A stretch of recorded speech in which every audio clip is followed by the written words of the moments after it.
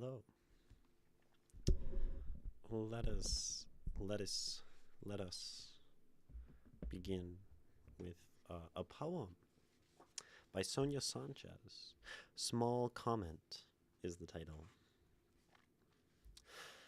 The nature of the beast is the man, or to be more specific, the nature of the man is his bestial nature, or to bring it to its elemental terms, the nature of nature is the bestial survival of the fittest, the strongest, the richest, or to really examine the scene, we could say that the nature of any beast is bestial and natural in its struggle for superiority and survival. But to really be with it, we will say that the man is a natural beast, bestial in his lusts, natural in his bestiality, and expanding and growing on the national scene to be the most bestial and natural of any beast.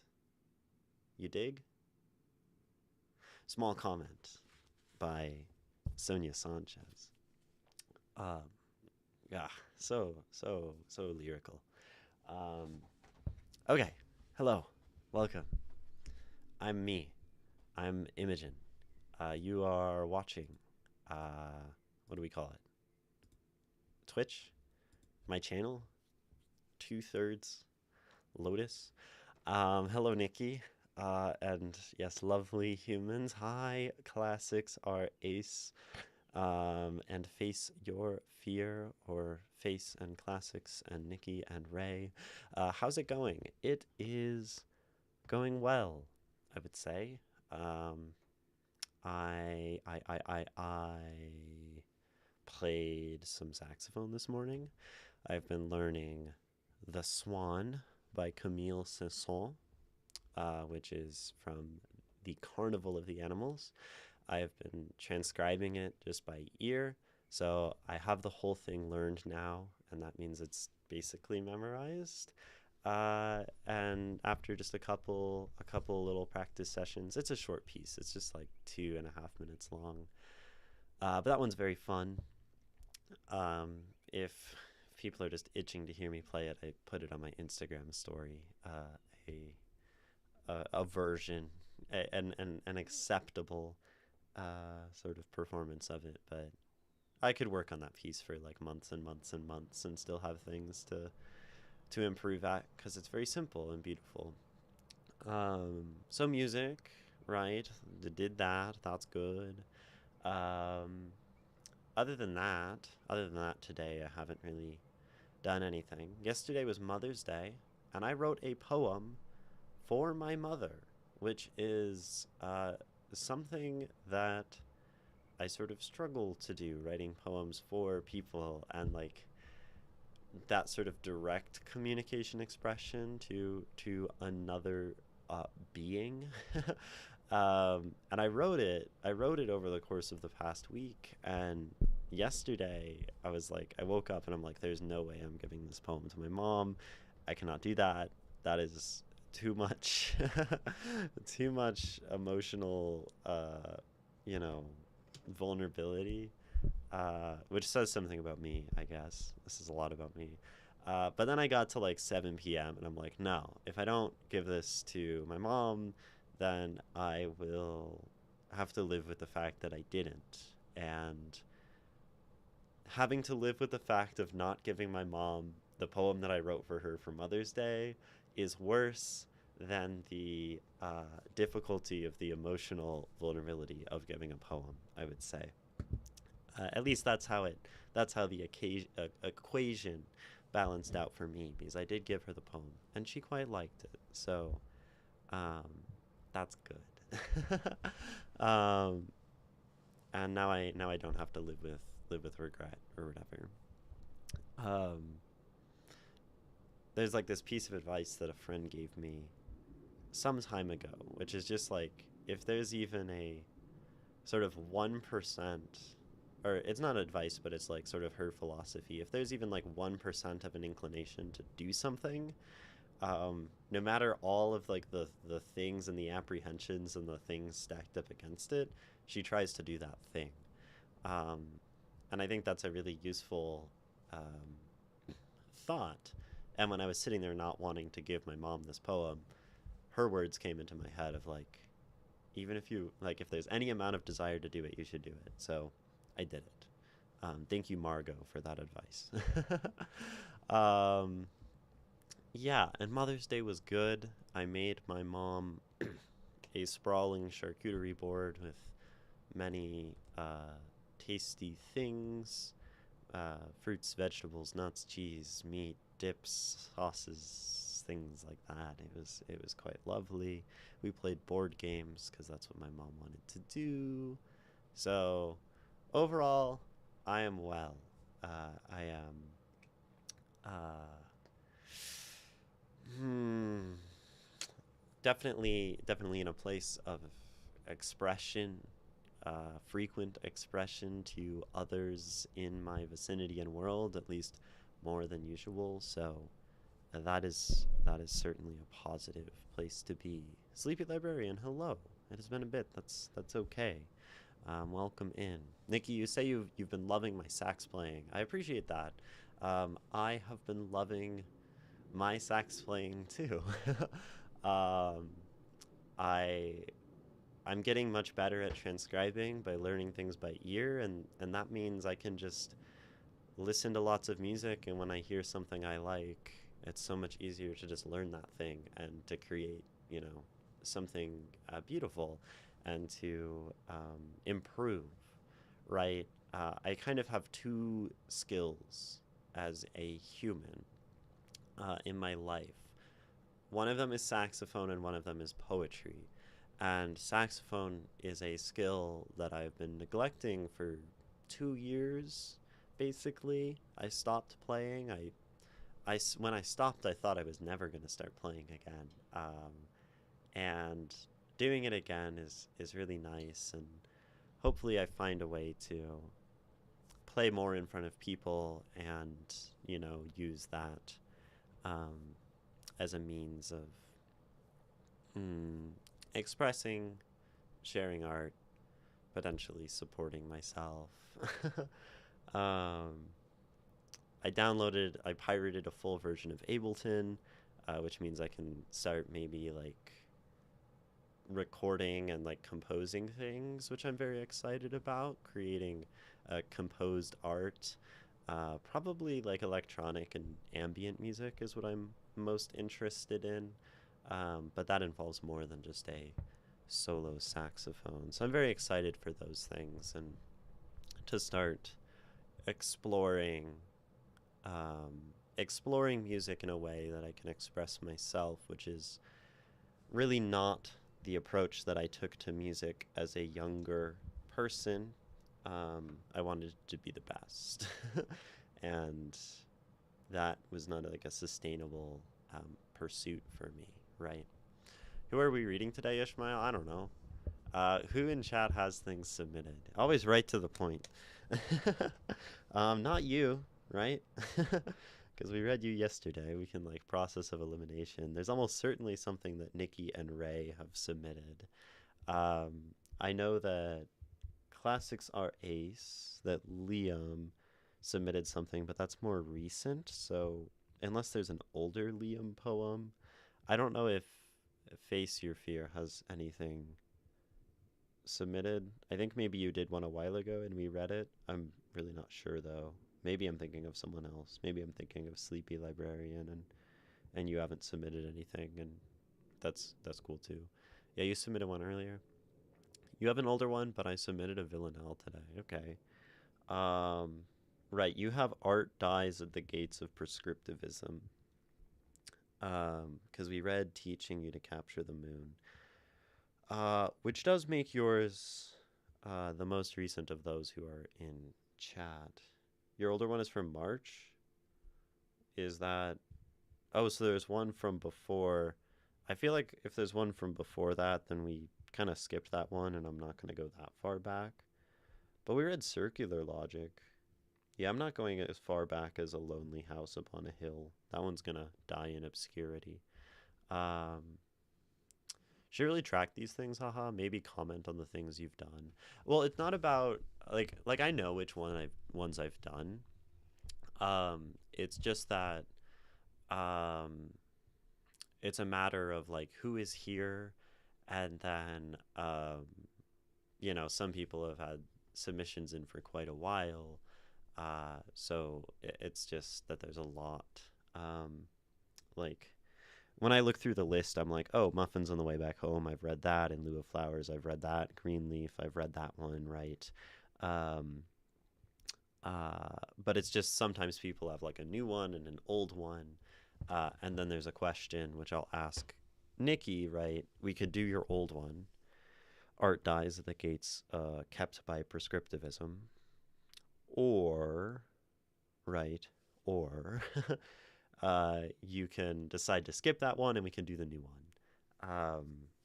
And then the old one will get, lost and will not be returned to. That's your call if you want to do prescriptivism and your more concrete poem, or if you would like to do your villanelle, looking for spring thaw. That's cool. So you like the villanelle. I remember you've done a few villanelles since we read A Mad Girl's Love Song, right? Um, you'll let me decide? I hate decisions. Well, I don't hate decisions. I reject decisions. We'll do the older one, I think. It's cool to have something concrete. We don't see that too much on stream, so that's cool.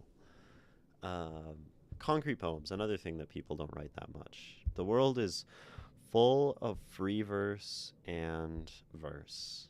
Free verse is probably the most written form of poetry in the modern time, followed by verse.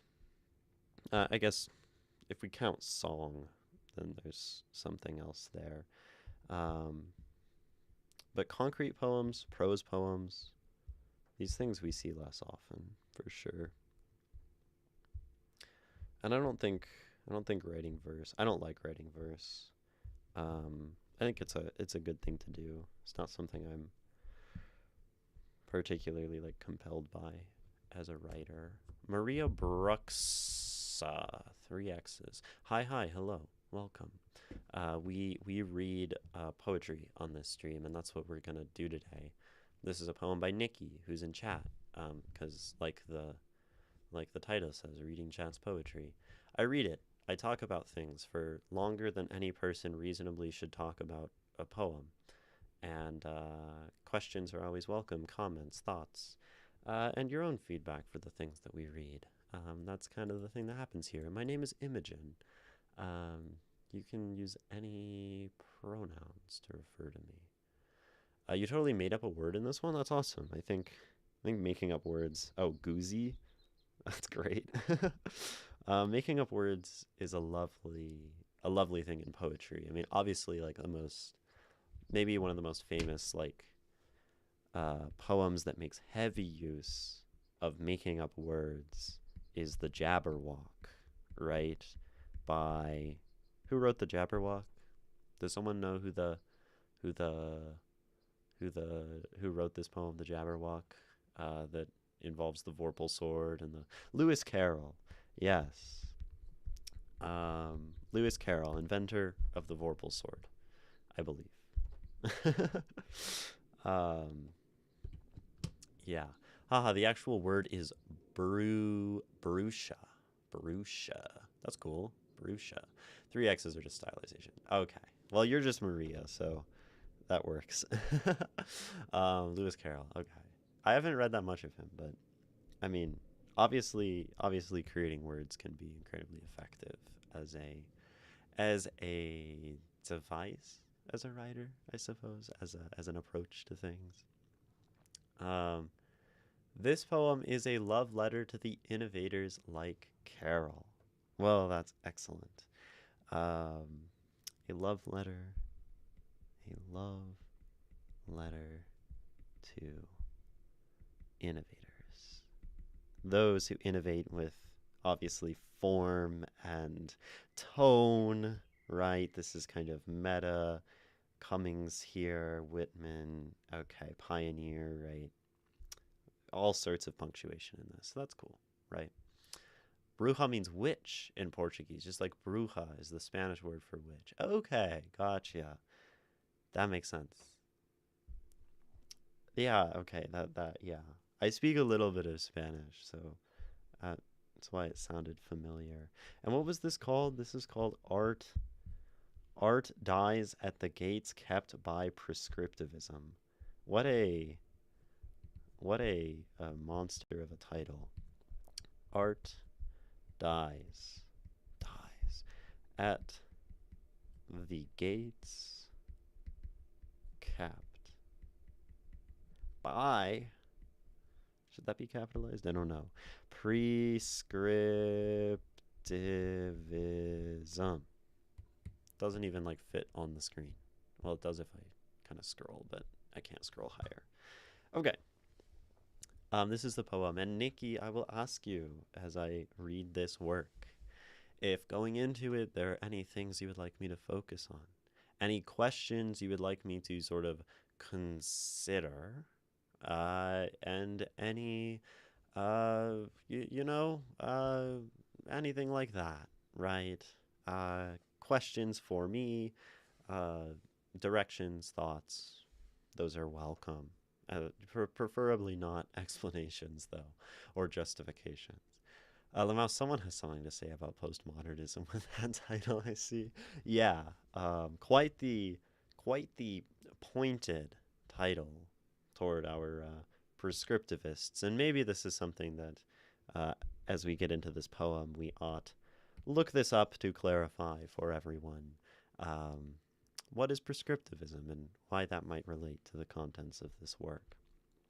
But for now, we'll read it a couple times to just dive right in, as you say.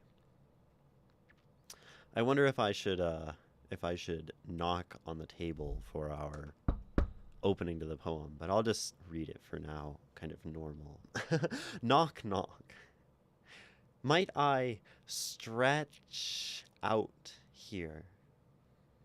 Or are the doorways narrow things made of small minds? Editor's note, clarity. Small lines, strung so tight together I could not pour out a bit of whimsy. It is a thick and goozy thing, so I understand if you choke a bit.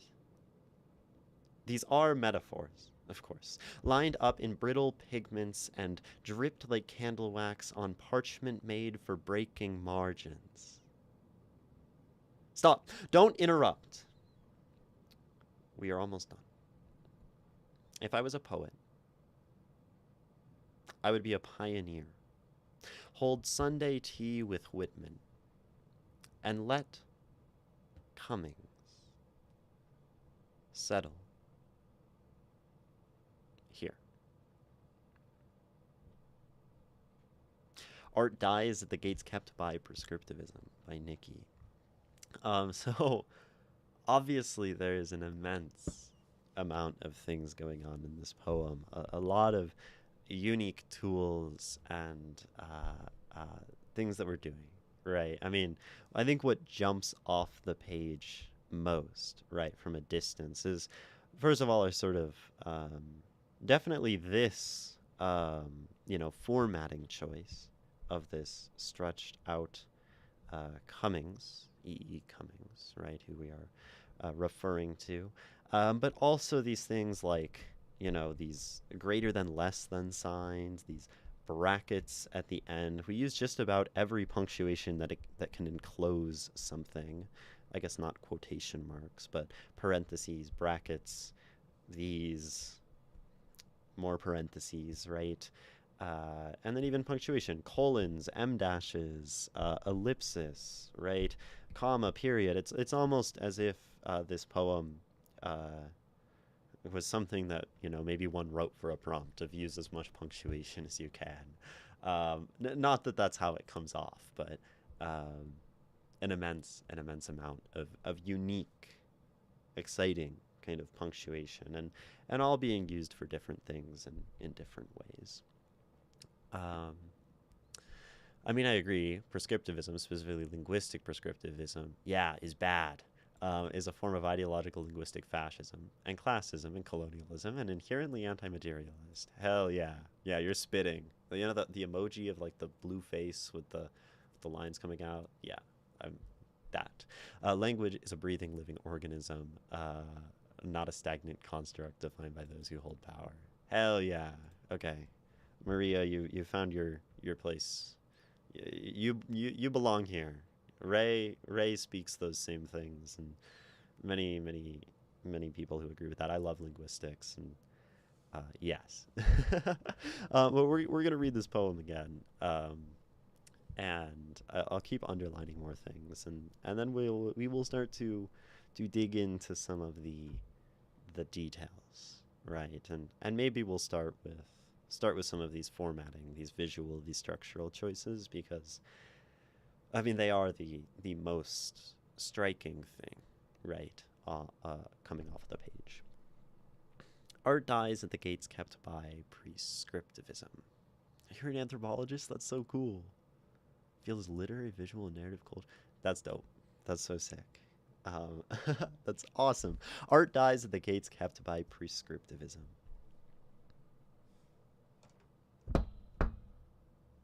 Might I stretch? Should I stretch that out? Might I stretch out here? Or are the doorways narrow things made of small minds? Editor's note: clarity. Small lines, strung so tight together I could not pour out a bit of whimsy. It is a thick and goozy thing, so I understand if you choke a bit. These are metaphors, of course, lined up in brittle pigments and dripped like candle wax on parchment made for breaking margins. Oh, such great sound here, right? Parchment made, break margins, right? These thick and goozy things. So I understand if you choke. Strung so tight together I could not. Right, small lines strung so tight together I could not. Right, we have like these alliterative things and these rhymes and these G's strung together. Um, so much, and even minds, lines, tight. Uh, it's just very bouncy, and that's something you do often, so it's no surprise, right? Hey, wait. I feel like I'm being called out. I feel like I'm being almost directly called out by this line since I stopped and interrupted to um, discuss this right before the line that tells me to not interrupt. So I'll try again. These are metaphors, of course, lined up in brittle pigments and dripped like candle wax on parchment made for breaking margins. Stop. Don't interrupt. We're almost done. As if a message directly to me. I interrupted. On Stop. Don't interrupt. We are almost done. If I was a poet, I would be a pioneer. Hold Sunday tea with Whitman and let Cummings settle here. I love how we like, so there's so much tone happening. Um and there's like a lot of this is caused by like these formatting choices, I think deeply affect the tone that we end up with on the page, right? We have this "don't interrupt" all caps exclamation point. Not only is it like shouty, but it's also it gives like a bit of lightness. It's a little, I would say, silly to see all caps and an exclamation point in a poem sometimes, and the tone. It's like, stop, don't interrupt, right? It's not angry, but it's forceful. We're almost done, right? And then it takes this softer tone. If I was a poet, I would be a pioneer. Hold Sunday tea, right? And we're talking about these nicer things, tea, settling down, right? Settling here. So This poem really does have like an arc of tension, right? It begins not even with words, with knocking, with an opening, right? Might I stretch out here, right? Starting kind of tentative with a question. Might I stretch out here? And then kind of pondering, or are the doorways narrow things made of small minds, right? Ellipsis. We're thinking, we're trailing off. And then we get a little bit more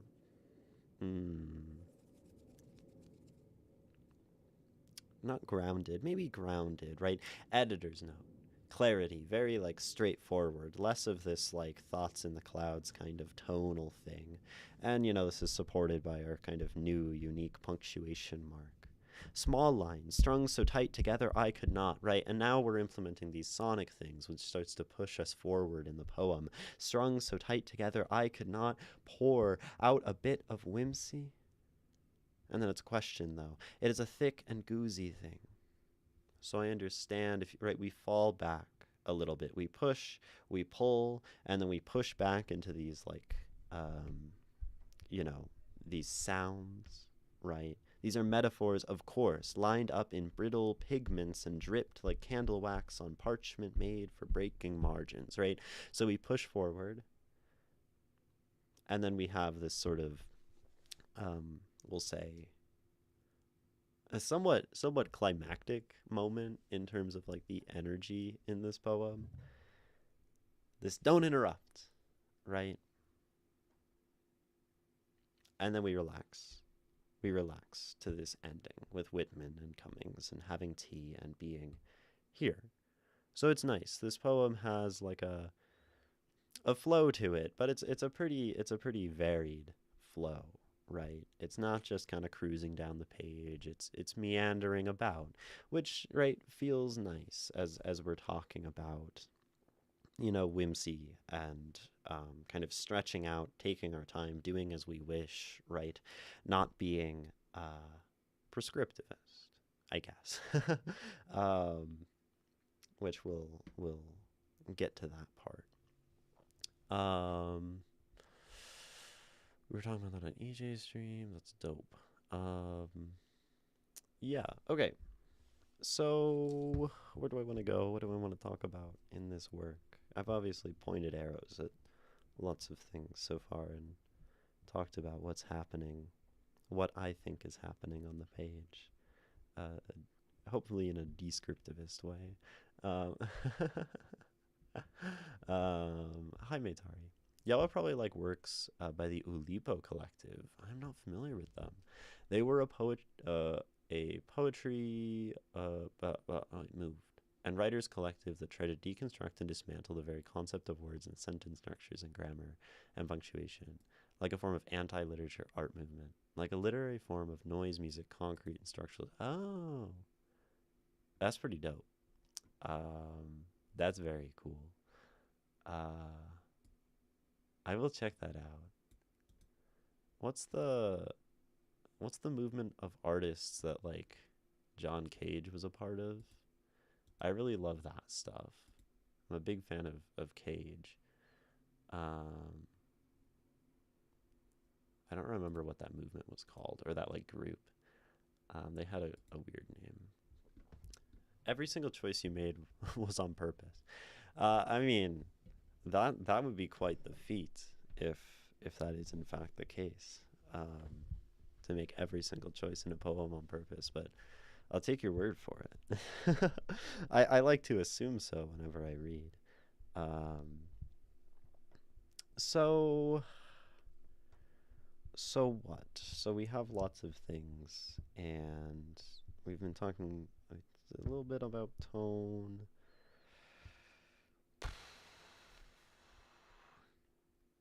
Well, let's talk about prescriptivism, I guess.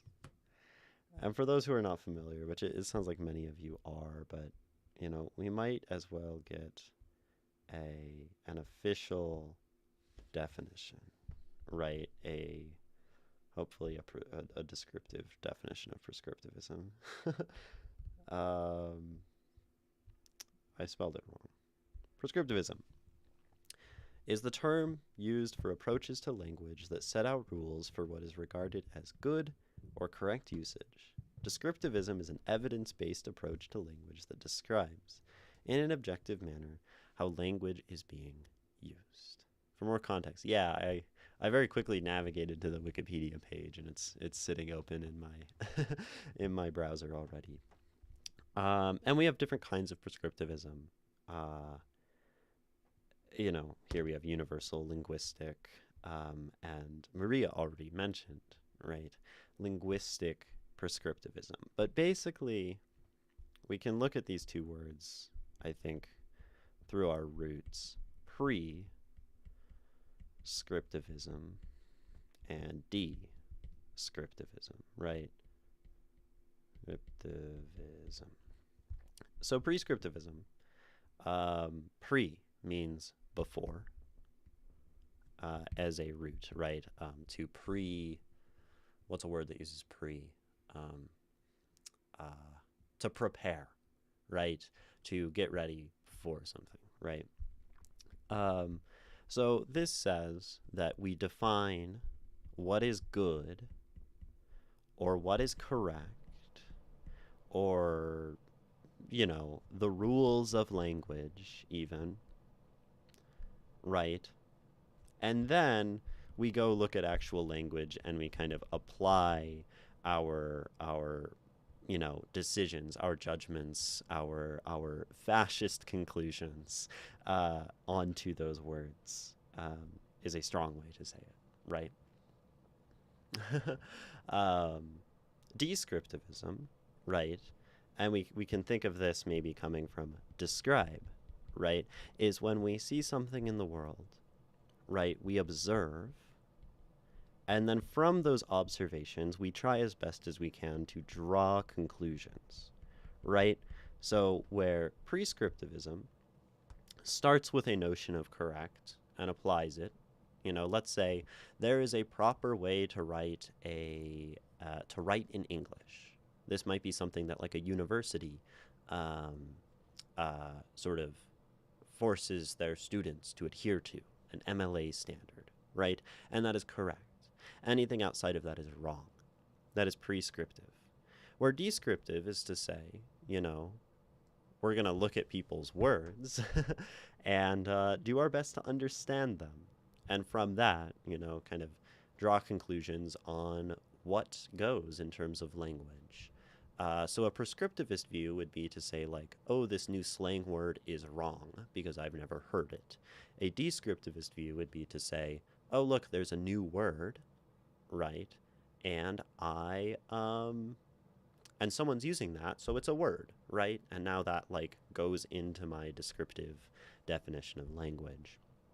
Very fitting, then, that within this poem we have the genesis of a word, right? The creation of something. In a nutshell, prescriptivism is the ideology of the types of white people that point at Oxford Dictionary's definition of racism in order to tell black and brown people their lived experiences are incorrect.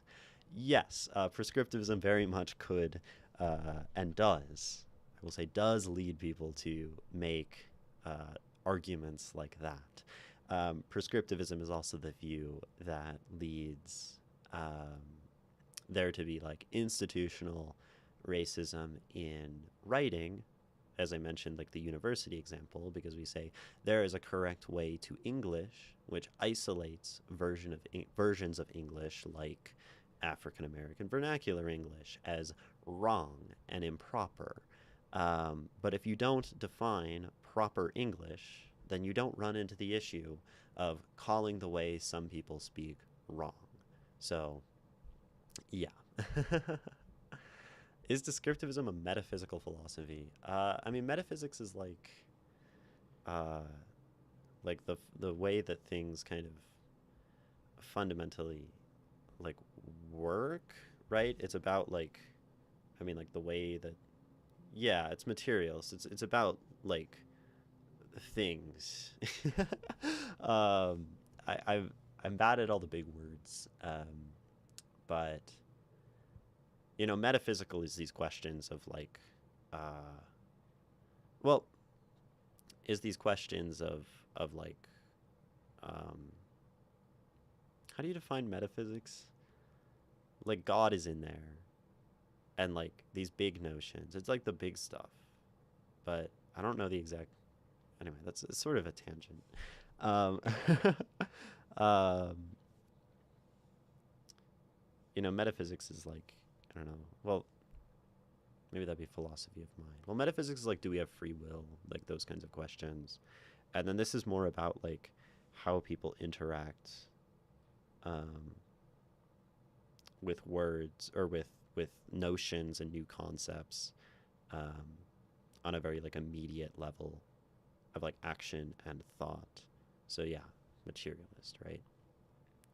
A materialism is a philosophy on metaphysics. Yeah, that's the issue. Like all of these things are kind of intertwined, and like I think probably um, a descriptivist viewpoint can lead you to make metaphysical conclusions, right?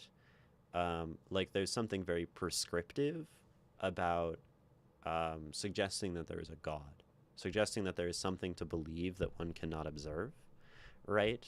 Um, like, I don't know, I guess one could argue that everything is inherently metaphysical if you want.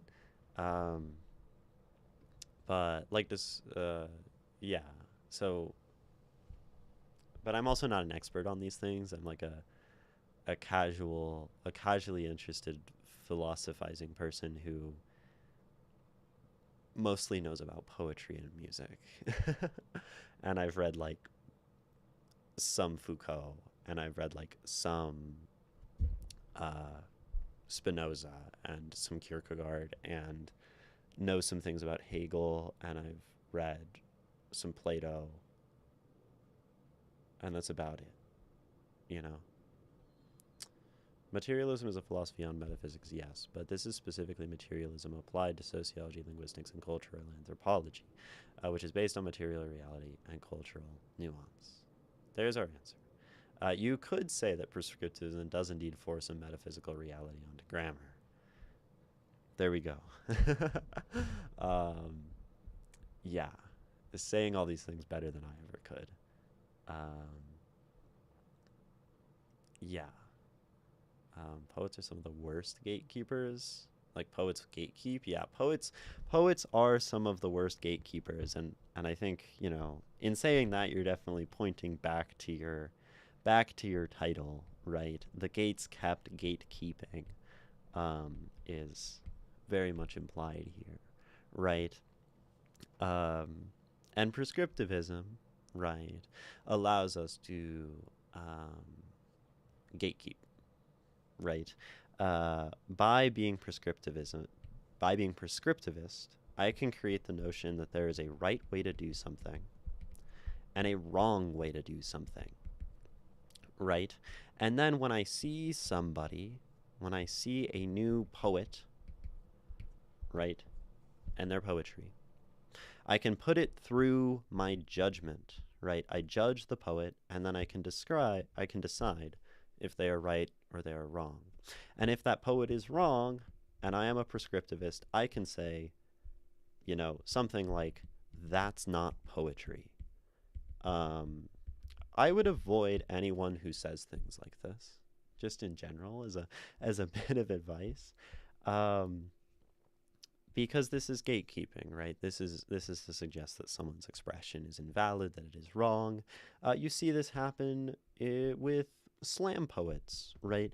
Unsurprising, unfortunately, because slam is such a predominantly black and brown dominated art form, right? And people will say that that's not like, a purely poetry, right? That's not, you have like the academic sort of privileged white poetry. And then many see slam poets and say like that is not cultured, that is not high art or whatever. So we see this happen in very real ways. We see this with the Insta poet, right? We see this with the Rupi Kaur, and people say, I don't like this, so it's not poetry. I don't like, you know, Amanda Lovelace, so that is not poetry, right? Or something like we were talking earlier about these very like kind of avant-garde movements, right? I don't like John Cage, or I don't understand. That's usually something people use as um, a veiled way to be prescriptivist. I don't understand this, so it's wrong, right? Um, so it goes in many directions, right? Um, but yeah, so this poem then suggests that when we do those things, right, when we gatekeep, when we take a prescriptivist view on art, we are killing it. Right now, how does this interact with the poem itself? Right, we have this title discussing these sort of this big idea, this big thesis, right? This could be a thesis. Sometimes I like to use that word when talking about poetry. A main point, right? This sort of force that is behind it. This force of meaning, this truth that we're trying to get at. So I think a great way to look at this poem is how this engages, right, with ideas that a prescriptivist might deny, how it engages with notions that someone might suggest are not poetry. And we might find a lot of value in looking at this that way. Um, Da, da, da, da, da. Capitalism is not an idea, though. It's the system. Capitalism is also built from ideas from culture and ideological thought. So is the patriarchy or white supremacy or imperialism. What is the ideology of capitalism, though? Liberalism. These are... I'm going to let that conversation keep happening in parallel, and I'm going to not necessarily directly engage with those because, you know, I'm also trying to talk about a poem, but y'all can do your little capitalism discussion too. Um, it is true that in the world of linguistic meanings, I can refer to the table, I can allude to it, I mean to signify it. But what I don't see happening is that through these linguistic modes, I will make the table, destroy it, give it being in the sense of reality, or not give it being. But it is important, therefore, to take into account the limitations of linguistic systems for the problems of metaphysics. Oh, Ray. um, I don't see happening is that through these linguistic modes, I will make the table. I mean, like, maybe you create it through. I mean, you don't, right? um, culture. Would I be open to analyzing one of your poems today? Maybe after this one. We'll have to see. The Greeks had the infinitive of being, which is the Spanish, which in Spanish also means to be. One of the advantages of Spanish over other languages that we have ser and a star. Ser and a star is very cool. Yeah, it's interesting how, well,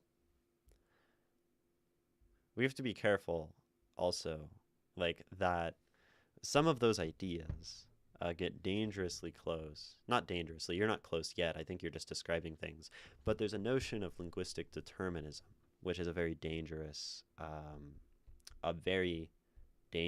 thing. Which I think the ser and a star thing is useful. Which is the notion that the language that we speak is sort of the options of like the language that we speak gives us a number of options to express ourselves, and thus this naturally and thus this affects the way we fundamentally think as people. And so the language that we speak fundamentally affects like who we are and how we perceive the world in a way that like separates us from others, and this is often used as a way to justify like racist things. Um, but also a lighter way to look at that is maybe that the language that we speak, one might have ser and a star, and it gives us different options for expressing the ideas that we all have. I think the deterministic aspect is when we say that people who speak Spanish fundamentally see the world differently because they have ser and a star, and that's something to be avoided. Anyway, that's a tangent. Um, uh, that's a tangent. Um, so, let's talk about how this poem kind of spits in the face of a prescriptivist poetic view, right? Um, and it's from the first line, I think, right? It's from the first line, which is not, arguably is not spoken, right? And we can think of, and I would probably be inclined from this point forward to perform the poem in such a way where the first line is, right? That's the first line. I like that because when I perform it in that way, it calls into question poetry as a strictly verbal art form, right? Many people will say, like, poetry is words, right? Poetry is sentences and sentence fragments and actual, morphological structures. And it is not that. But, I mean, there's no reason it can't be. There's no reason that knocking on the table can't be part of a poem and it can't be used as a way to, through the idea of language, because we're still using language here, through the idea of language, but a sound outside of that to express ourselves, right? So then we have, like, knock, knock. And we're literally knocking, right? Knocking on a door, and then perhaps, right, we have this door later, and we're asking the question, might I stretch out here? Right? Can I be here? Am I safe here? Is this a place for me to relax and to share my art and to be seen, perhaps? Might I stretch? And I think this just speaks to the kind of stretching that we want to do, right? We want to truly recline and be comfortable in the sharing of our art. Or, right, are the doorways narrow things made of small minds?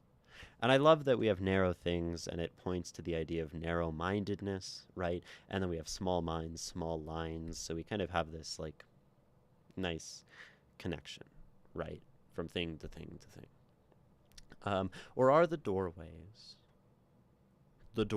so the things that we enter, the thing that we knock on, that we want to go through to stretch out and share our art, if we're using this all metaphorically, as a poem about the sharing of art, and a very meta, right?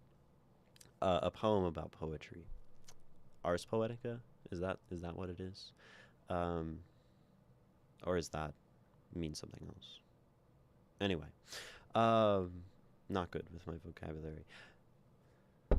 Might I stretch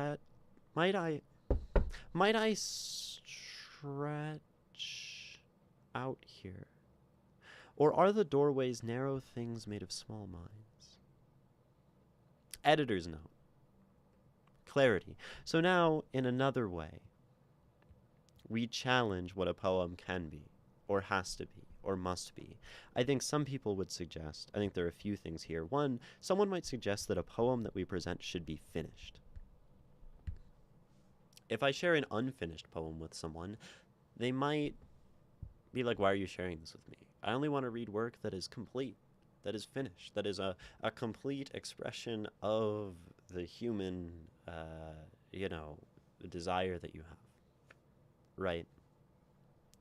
But this poem almost says, no, this poem is unfinished, right? It has a literal editor's note in here. Clarity. Be more clear, right? Write this again, edit this way with clarity, but the edit or the notion of unfinishedness becomes part of the final product.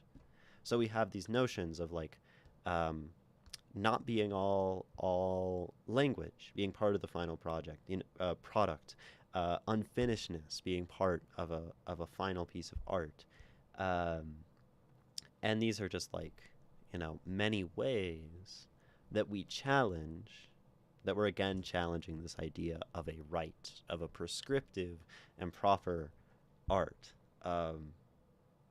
which is awesome. This poem is awesome, right?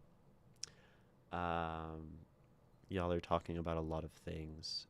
Maria, I really like your takes. Hi, Callie. Ray. For example, in Spanish, when we want to make a distinction, we use the verb estar. If we ask each other, "Are you there?" we don't answer "yo soy," I am, but rather "yo estoy." Yeah. Um, yes. Which is cool. It's cool that you have that distinction in Spanish, or that we have that distinction in Spanish. Um, and I think that's the beauty of learning other languages is we learn the ways that we didn't think we could express, right? Other ways to express our fundamental and shared human truths and to understand other people. Doctrines of capitalism, to give a couple examples of many. Post-Freudal, what a great phrase. Take over the retainment of the means of production by newly creating capitalism and class institution of the bourgeoisie. Patent law free. Yeah, hell yeah. Neoliberalism as an instrument of the destroy. Hell yeah. Dude, keep spitting. um, okay, but going on. Yes, we don't like capitalism. Post-Freud. Oh, post-feudal. I read it wrong. Just one R away. Post-feudal. I think post-Freudal is still a kind of fun. Yeah, Freud has nothing to do with capitalism. Uh, it's hard, guys. Reading chat is hard. I am. I do a really difficult job here. Truly. um, no. Yeah, as an after feudalism. Thank you for the clarification. I appreciate that. Sometimes I do that in poems. I'll like read something entirely wrong for the whole poem. Wrong is to say that there's a wrong way to read something prescriptivist. Probably. I'm definitely an anti-prescriptivist when it comes to the reading of poems. And this is where I'll add the obligatory note that everything I say here on stream is my opinion and my subjective view on the poem, and that is not an inherently correct interpretation, and all interpretations of a piece of art are valid because we all have unique experiences as humans. But we'll move on. Editor's note. Clarity. Small lines, strung so tight together I could not pour out a bit of whimsy. I'm going to comment on small lines, right? This is acting as sort of a transitory phrase from like small minds, small lines, strung tight, right? But I think a lot of people, I've seen this. I've seen the sentiment of people really shitting on small lines. Small lines bad. And I've heard people talk about like, particularly Insta poets. We can even see it on the title here. The witch doesn't burn in this one. But some people are like, you know, if you just put one word on each line, it doesn't make it poetry. I've heard this before. You know, for example, I don't know, this poem, Survival 1 and 2, right? Women learn to sense who danger looks like just by catching another woman's eye from across a crowded room. And people are like, that's shit, that's garbage. I hate this poem and this poet because people are mean, I guess. So almost just like calling attention to the notion of small lines is a subtle, potentially could be read, right, as a subtle call out to the people who, say it's just prose with line breaks, as you say, Nikki. Right, and this small minds, small lines. So the people with small minds get mad at the fact that they're small lines. So, editor's note. Clarity. Small lines. Strung so tight together I could not pour out a bit of whimsy. Strung so tight together I could not pour out a bit of whimsy. So, if we're, I'm going to keep prescribing my looking at this whole poem through the lens of anti-prescriptivism and trying to apply that to every line, which is sort of wrong, right? um, but I'm curious about two things in these two lines, and one is poor in parentheses, right? And one is just the notion of whimsy. Um, because something I've seen before, something I've seen in literary journals, is we accept all forms of poetry except light verse. Um, is something I've seen before. And I don't think that they are saying that that is not poetry, but I do think that um,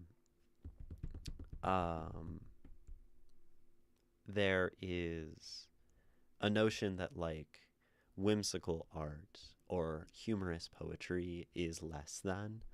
Um, that some people seem to carry this. They want serious work that like makes you cry. I have a friend, Nico, who's actually a moderator on this stream, but um, I guess they haven't been watching much for a while, and that's okay.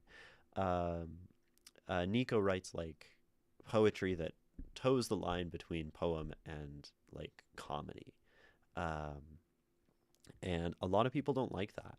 And a lot of people really like or somehow seem offended by Nico's work like existing because it doesn't uh they seem to think that the poetry doesn't take the notion of poetry seriously, or that this art that is for them maybe an act of truth or like rebellion or actualization. They're like, oh, this person doesn't take it seriously, so they don't take my poetry seriously, right? And that's a prescriptivist view that looks to, again, unpoetry other people's poetry, right? Um, are you familiar with Mad Libs? I am familiar with Mad Libs, Nikki. Um, is so I guess that means that perhaps this is what um, this is in some way meant to allude to the notion of Mad Libs. I'm not sure I pick up on it. So, for those who don't know, Mad Libs are these like sort of games uh, that are. Poor is a bit of a Mad Lib. Okay. Uh, Mad Libs, dude, Mad Libs are great. They tell these stories and then they have like blanks in them and they say like verb, right? And then they have like some blanks and then they say like noun. And you just ask your friends, you don't show them the story. And you say like, someone give me a verb, someone give me a noun, someone give me an adjective, right? I remember my parents doing these with me as a kid, and that was probably good for me, like learning language or whatever, and like parts of speech. And then you get to the end, and you've asked everyone for all these silly words, and then you read the story, and it's like goofy because you have all these things that don't fit. Um, so I guess poor makes sense, right? Strung so tight I could not blank blank out a bit of whimsy. Maybe you should have underlined it. Underline could work because Mad Libs have those. Um, I wonder. So like you have pour out, right? And out here, when you have like blank out a bit of whimsy, it's a thick and goozy thing. I understand if you choke. A lot of this is, aligning with the idea of pour being in that spot, right? Which I think like negatively evokes Mad Lib, right? Because to me, a Mad Lib is like you end up with a word that seems out of place, right?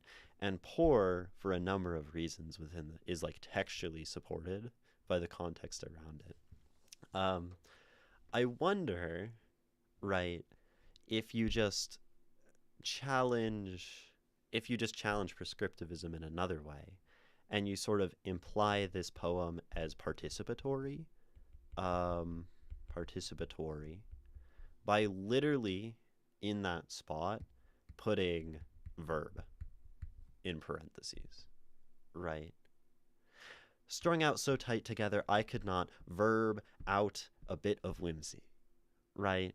I don't know if you like that, but then you're like, then uh, the illusion like could not be more clear at that point, and it sort of is another challenge to the notion of like art is something that one person creates.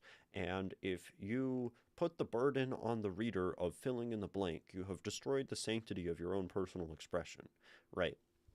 Um, Instead, by creating the Mad Lib, uh, uh, the clear Mad Lib illusion, you're saying, yeah, fuck that, right? um, y'all are going crazy with the philosophy. I appreciate it. Um, I just can't keep up. Maybe y'all can like fill me in about what you've talked about when we're done with the poem. uh, with that being said, we'll keep going. Um, it's a thick and goozy thing, right? Goozy thing. So we're creating a word, right? Someone would say that's wrong to create a word. So again, we're challenging prescriptivism. Um, I almost wonder if purely talking about a thick and goozy thing that you're choking on has like an ever so slight like sexual or innuendo lean, um, which there will be people who say that something that is like definitely people who say that art that is erotic, like erotic poetry, a lot of people really shit on and say like that's bad. This makes me uncomfortable. That's another thing my friend Nico does, and it a lot of people are like they get a little bristly at things with innuendo or eroticism, um, and one could argue that you know choking on yeah choking thick liquid right whatever um, yeah. um, okay, these are metaphors, of course, lined up in brittle pigments and dripped like candle wax on parchment made for breaking margins. I definitely had people saying it was erotic, especially with Cummings. Yeah, you have cum, right? um, it's sort of like I noticed that, right? Um, when I read it the first time, and but I think the fact that like that is something that can be read in this poem makes it additionally effective, um, which is dope, right? Um, I like how we come to tea later, and this sort of like could be like honey like. That's cool. Um, moving forward. These are metaphors, of course. Um, Another line that I think represents something that people don't like. Um, oh my gosh, y'all are getting too into the weeds of philosophy that Automod is now restricting Ray's messages. I'll try to keep letting them through so that y'all can have your philosophical discussions. Um, I wonder what it flagged you for. That's kind of crazy. um, okay, so saying these are metaphors, right, almost takes this action that a lot of people don't like in poetry, where you like call to the fact that something is a poem. You'll see people write a poem, and then maybe the poem ends with like some almost like moralistic stance or like the use of a moral or a description or like a summing up of the poem. Um, to sort of like a that all means this or like this is a metaphor for this. Like sometimes people will straight up use that in a poem, right? And this is a metaphor, and the bird was a metaphor for, Um, and people don't like that. They're like, oh, you're like explaining. You shouldn't explain in your poem. That's wrong. Why is it wrong to explain in your poem, right? Um, so perhaps even saying these are metaphors uh, sort of does that act of explaining, which some people would bristle at. And then even saying, of course, perhaps this is even sarcastic. To be sarcastic, to be cynical, some people might be like, your poetry should be lyrical and pure and lovely. And if you're being uh, sarcastic and annoying, then I don't like your poem and it's bad and it's wrong and I hate it.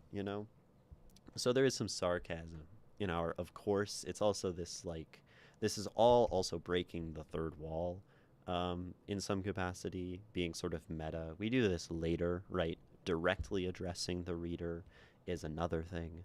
Um, Directly calling them out and then consoling them, right? Or like, it's okay, we're almost done, we'll get there. I think it's kind of funny. Um, Anyway, lined up in brittle pigments and dripped like candle wax on parchment made for breaking margins. So, right, breaking margins, right, speaks to these literal techniques of concrete poetry and doing things that really um, challenge the formal, the traditional formal structures of poetry. Right. This is a book called Borderland Apocrypha by Anthony Cody. Anthony Cody. Um, these are just like words kind of around on either side of a borderline. He has poetry that looks like this, you know, breaking the margins. And this is poetry. This is poetry as fuck. But I think there are some people who would look at this and get confused and say, I don't like that. That scares me. It's not a poem. So, look at this stuff. This stuff is so dope. I highly recommend this book, um, Borderland Apocrypha by Anthony Cody. So cool. Um, one of the coolest books I own. I could talk about this like all day, um, but I won't because we're talking about Nikki's poem. So yeah, breaking margins. These lines in here, these are metaphors, of course, lined up in brittle pigments and dripped like candle wax on parchment made for breaking margins. Definitely a cool looking book. Yeah, it's sick. Also, just the shape of the book. It's like wide. You know, it is not a. It's like the opposite. Like it's wide. It's so cool. Um, I have a few cool books here and there.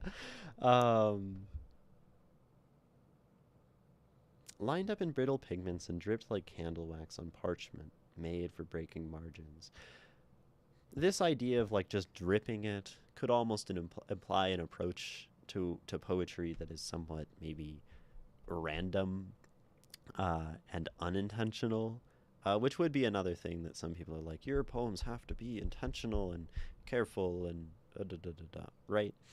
Um, but I'm not sure. These also just might be nice sounds that get us from here to here, right? These are metaphors lined up in brittle pigments and dripped like candle wax on parchment made for breaking margins, right? It also just very nicely gets us from point A to point B. Um, or there's something I'm not seeing, which is fine, you know? Stop. Don't interrupt. We're almost done. If I was a poet, I would be a pioneer. Hold Sunday tea with Whitman and let Cummings settle here. I had to follow the instruction and not interrupt after reading that. We already kind of discussed this, right? It's directly addressing the reader. It's doing this all caps. It's being very conversational. All of this conversational. Some people might not call that poetry. If I was a poet, I love this, right? If I was a poet, I'm not a poet. This says, if I was a poet, um, and maybe there's something there of speaking directly to oneself or as oneself. I mean, we see it in poetry, we see it in confession, so it's not necessarily like super. I mean, some people don't like confession. Um, I mean, something will always make someone mad. Someone will always freaking uh, get annoyed at anything. They'll say, "No, you are a poet. You're writing poetry, right?" So perhaps to say this in a poem is enough to make someone like flip out, you know, if I was a poet. Um, and it has this like sarcasm, this sort of cutesy, you know, if I was a poet, um, I would be a pioneer. Hold Sunday tea with Whitman. And let Cummings. You didn't capitalize Cummings. This poem is wrong, Nikki. This poem is wrong, and I hate it. You did a grammatical error, and that infuriates me beyond belief. Because that's a proper noun. That's someone's name. You should be more respectful. You could do it with Whitman too. Do a lowercase w Whitman. I would love to see you like randomly. Oh, that's funny. Wait, you have like okay, you have some like lovely inconsistency in like we have like uncapitalized first lines, and then we have like randomly capitalized first lines, and then uncapitalized first lines, and then now they're capitalized again. I think that's really lovely. Um, I feel like you could like throw like one random capital in the middle of this one, just like the and capitalized here would be kind of dope. Just to oh, a mistake, um, or like a straight up typo could be fun in this poem too, um, or an implied typo, something that would make someone think it's a typo, perhaps. Thoughts. If I was a poet, I would be a pioneer. Hold Sunday tea with Whitman, and let Cummings settle. Here in brackets. Brackets are interesting to me. Um, maybe the brackets imply like literally right here. But there's also brackets as something that is. How would I describe the use of brackets in writing? Um, brackets are used to include something that is not said but implied, right? Um, or to like replace ambiguity in like you might have like an interview and someone says he was my best friend, and you would bracket the he and put in the name, so it's like to replace something for clarity. That's like a use of brackets. But the brackets could also just be like there's almost no reason for the brackets here.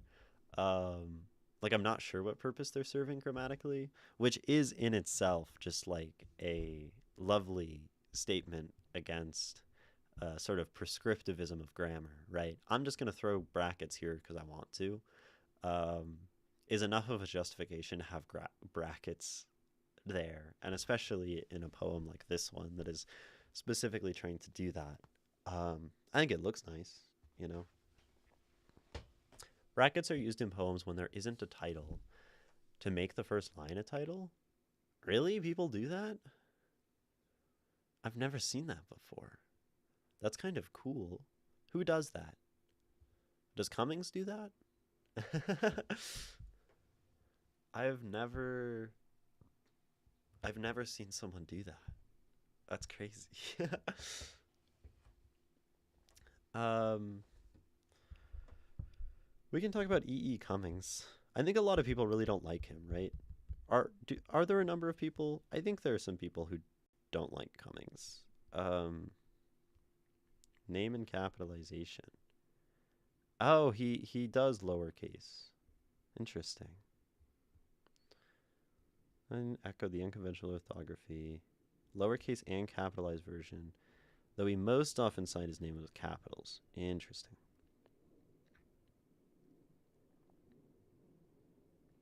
Additionally, the Chicago Manual of Style, which prescribes favoring non-standard capitalization of the names in accordance with the bearer's strongly stated preference, notes E. Cummings can be safely capitalized. It was one of his publishers, not himself, who lowercased his name. Oh, that's interesting. So there's a whole controversy over the capitalization.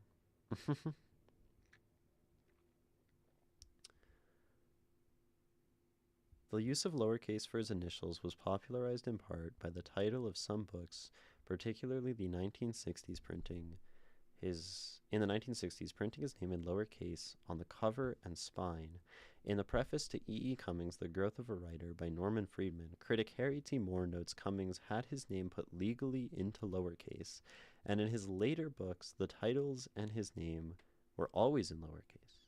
According to Cummings' widow, however, this is incorrect. She wrote that to Friedman, "You should not have allowed H. Moore to make such a stupid and childish statement about Cummings and his signature." So yeah, sounds like there's a lot of opinions on these things. You will see title, and it's just the first line. Huh. That's crazy. I've never seen that before. Okay, so E. E. Cummings. He was a poet. He used a lot of unconventional approaches. He is associated with modernist freeform poetry, right? Idiosyncratic syntax and lowercase spellings.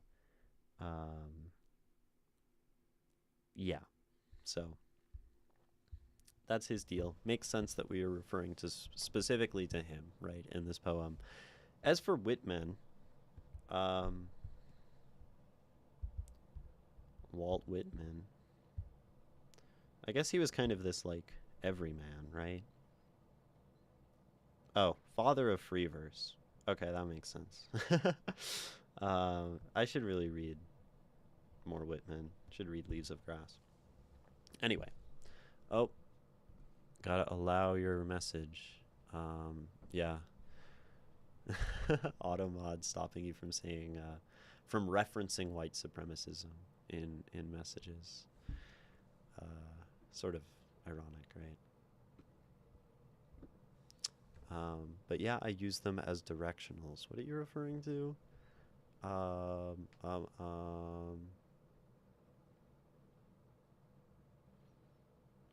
The brackets?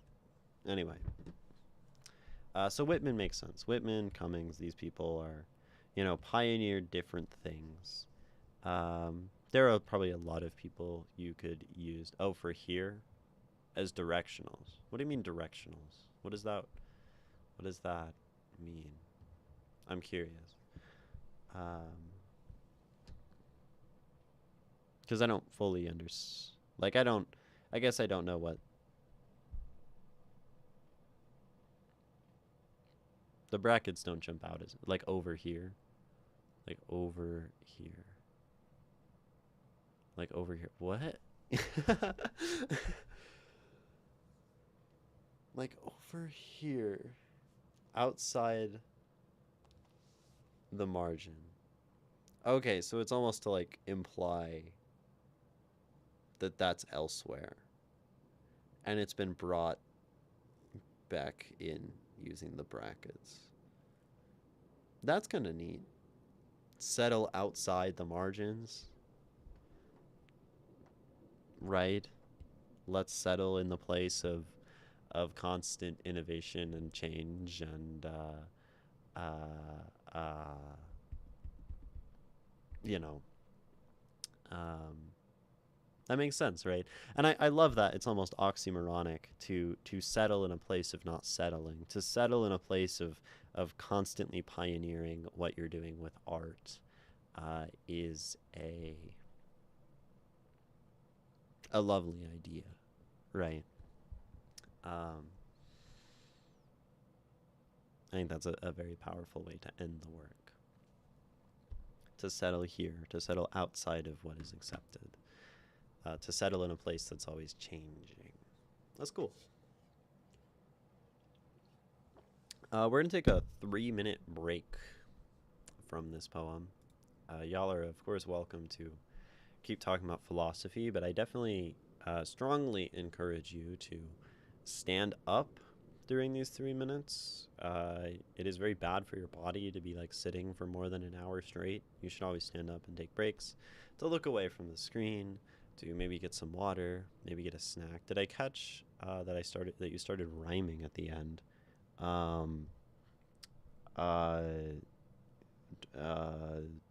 No.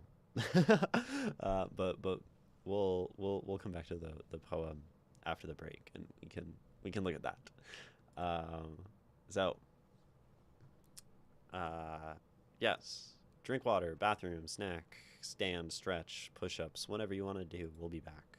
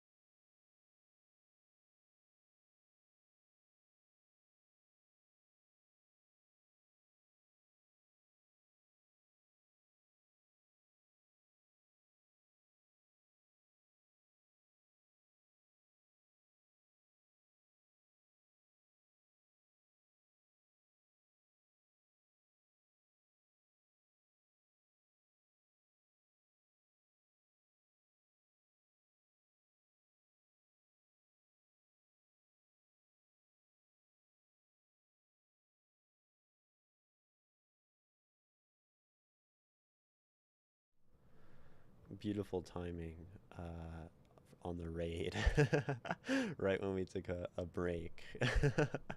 Thank you, EJ, for the raid. We are currently reading a poem by Nikki, um, you know, habitual member of both of our communities. But welcome in, everyone. EJ, if you're still here, I hope you're streaming well. And definitely feel free to get some water and take a break and take care of yourself, because streaming is truly a horrifying thing to spend one's time doing.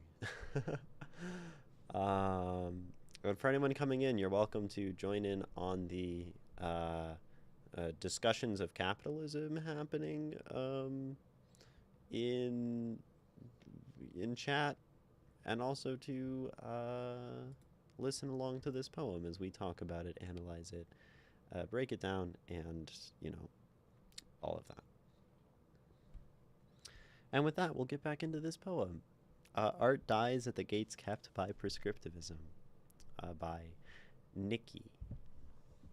And we'll read it in full again, and there's probably a handful of other things we have to talk about in this poem. I think we've talked about it in a reasonable amount of depth so far, but there's always more, right? Art dies at the gates kept by prescriptivism. Might I stretch out here?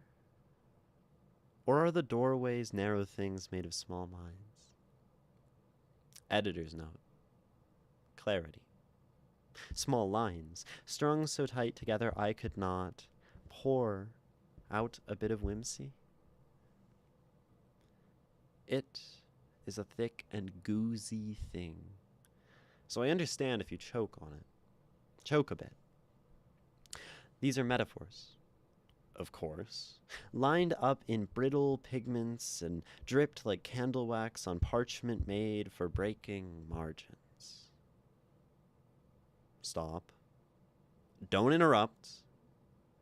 We're almost done. If I was a poet, I would be a pioneer. Hold Sunday tea with Whitman and let Cummings settle here. Art dies at the gates kept by prescriptivism. So yes, Nikki, now that you pointed out, right, you do in fact have a little rhyme at the end, from pioneer, right, to here, and even poet and let. So it does create a little bit of a rhyme scheme, right? Which kind of comes out of nowhere and is cool in this poem that is sort of anti all the prescriptivist things, but then it almost nods to the fact that we can also follow things that are somewhat traditional. And even we would see now someone as Whitman as someone part of like the poetic tradition.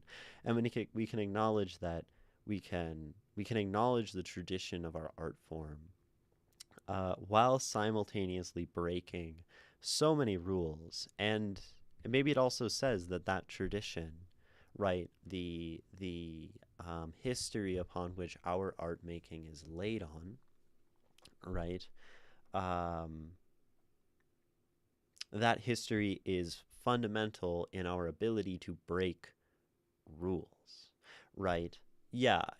I know that Whitman was an innovator in that regard, but now he's considered canon, right? Whitman is considered like, you know, Walt Whitman, right?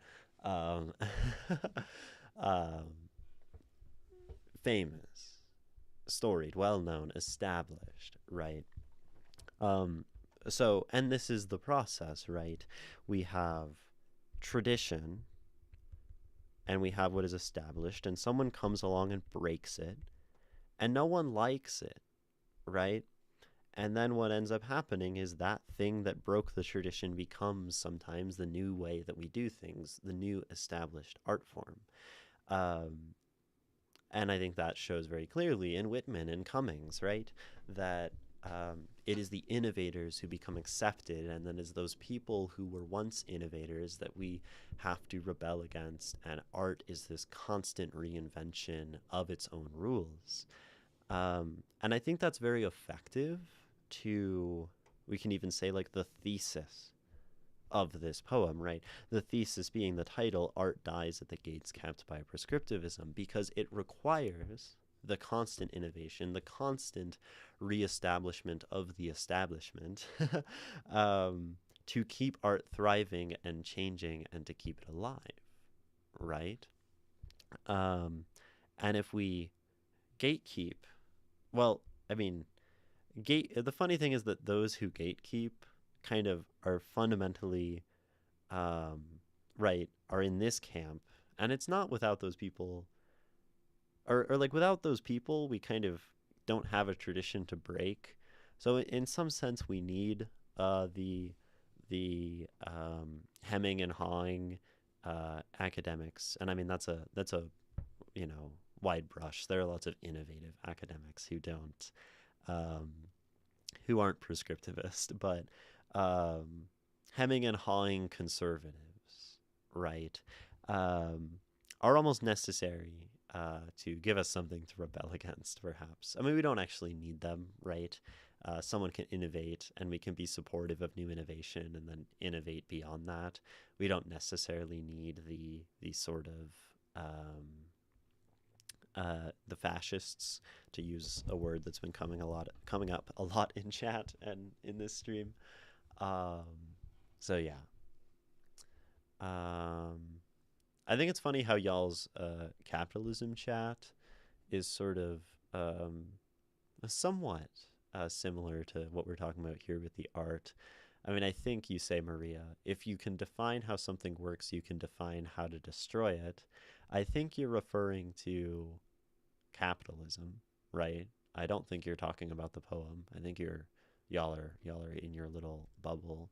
But that totally applies to this poem here, right? When we define tradition, when we define the way that things work, right? And the things that, people want to keep as proper or correct. When we find prescriptivism, we know how to destroy it. And we say, these are the things that people are holding so tightly onto now. I want to destroy that.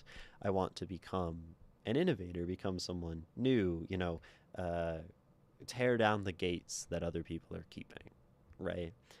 And I think that's a really interesting thought that this poem creates is the fact that the people gatekeeping and the people who create boundaries on like who try to create boundaries on what is right and what is allowed and what is proper are the same people we can look to as inspiration of how to create our art and create it more freely, which is kind of fun. I did the last part in verse to show that just because I break rules doesn't mean I can't follow them. Yeah, right. And that, yeah, you can follow rules and break rules, and you can use the rules as a way to break rules. And you can't break rules if there are no rules, right? And that's where this notion of like the canon and the tradition and what is established comes in. And I think that's also why it's useful to study poetry and study poetic history and study the people that came before and see how they broke rules, right? And then now how we can keep breaking rules going forward.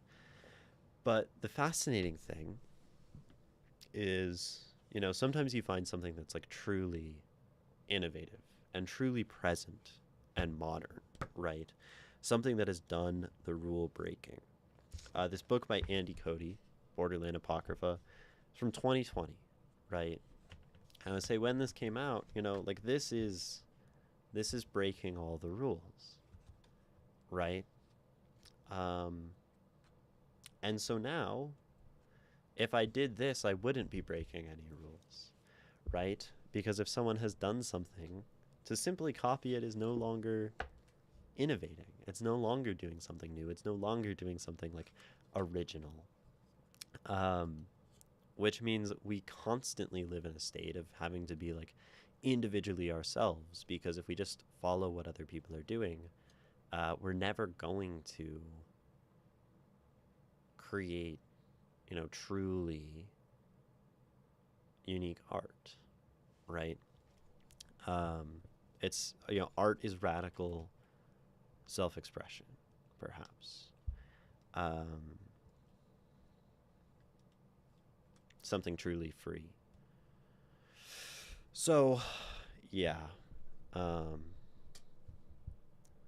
That makes me want to go write something that is radically self-expressive, and it makes me think about the fact and question the fact of whether anything I've written is truly expressive. We can even ask if a poem like this, right? Does this poem do anything new? Does this poem truly break any rules, or does it just call to the fact that people get mad when you break the rules? That's an interesting thought. Um, there are still people who think free verse isn't poetry. It's so frustrating. Yeah. Um, yeah. It's brutal. And I think like, I mean, it's interesting because there's lots of like, there's a gradation of innovation, right? Writing free verse is still innovative in some sense because there's still people who will label it as not poetry. Um, and there's also things that are like probably more innovative, right? And that's based on like how many people they kind of um, piss off and isolate from your art. I mean, that's sort of an odd way to see it. And maybe this is why This is something to do with the exemplification of like being incomprehensible and unknown as an artist. Um, so, what I'm referring to is this phenomenon where you have an artist, right? They're like small and no one knows them and they're making their art and then they like get big, right? And then suddenly everyone hates them, right? This is like a pattern that we see very often. Um, this just happens among artists and art, and like there will be like other artists who like this person until they get big, and then everyone like turns their back on them, right? This occurs. This happens. This is like Rupi Kaur in terms of a poet, right? Just I bumped my volume. Oh, so that didn't affect what y'all heard, but it got really loud for me. Um, and it's interesting, right? And you can have an artist. So when you innovate and you create something that like more people don't like, right? The degree of the people who don't like your art as you make it, right? Um, like I think even Insta poetry has its niche. It's like a gateway drug for some people. Yeah, I mean, I think that's an interesting way to put it. Um, and you've said it before, and I wonder if Insta poetry is just poetry, because like gateway drug implies something after it, something more. And maybe you mean gateway drug just as a way to get into poetry and find other poetry, and then that's okay, right? I guess sometimes I hear people use gateway drug, and it means like, it's not as good, but it gets you to the good stuff. And that's not a way that. Yeah, I mean as a way to get into it more. Yeah, because Ruby Kaur and Insta poetry and all these things are very accessible, right? Um, but I think maybe a foot in the door more than a gateway drug might be a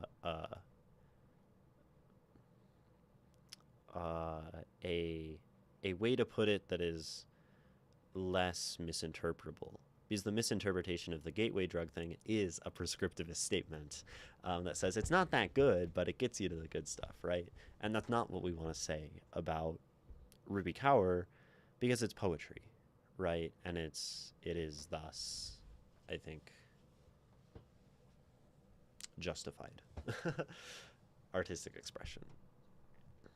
Um, so, um, oh, I 100, yeah, and I figure you do. I'm also not trying to like correct your speech, but I think one is safer, perhaps. um, anyway, um, so when you innovate more people hate your stuff and they say it's not poetry and it's not right or whatever. And thus you end up like fundamentally having a smaller audience. And a lot of people think innovation is good. So I think a lot of people equate being like underground, unknown as good, right? And that you should always be obscure, and that you must maintain obscurity as like proof that you are an innovator. Um,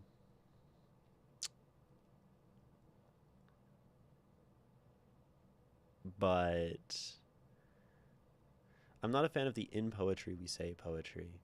Well, those are like videos of someone, right? They say in poetry we say blank, and then they're just quoting a poet usually, right? So they're not actually creating a new poem. They're creating art in the sense that like they're creating an entertaining aesthetic video, right? Um, it's all over Institute. Yeah, it's all over Insta. Um, but do you mean like, or is it also like, is it a original written poem that says in poetry we say, and then it goes on to say an original work? Because I'm like familiar with like a number of videos that like TikToks and Reels where it's like a person like in poetry, or like in English they say I love you, in poetry we say, and then it's like some shit like from, I don't know, like Dostoevsky or something. Um, and it's literature, and that's kind of funny.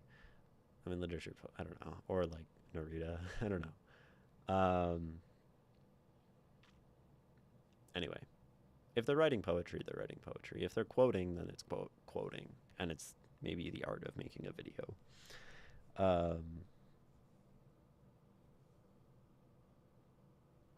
like I will see a poem that says, "In English we say I love you. In poetry we say, your eyes hold the essence of my very soul." I see. I see. Interesting.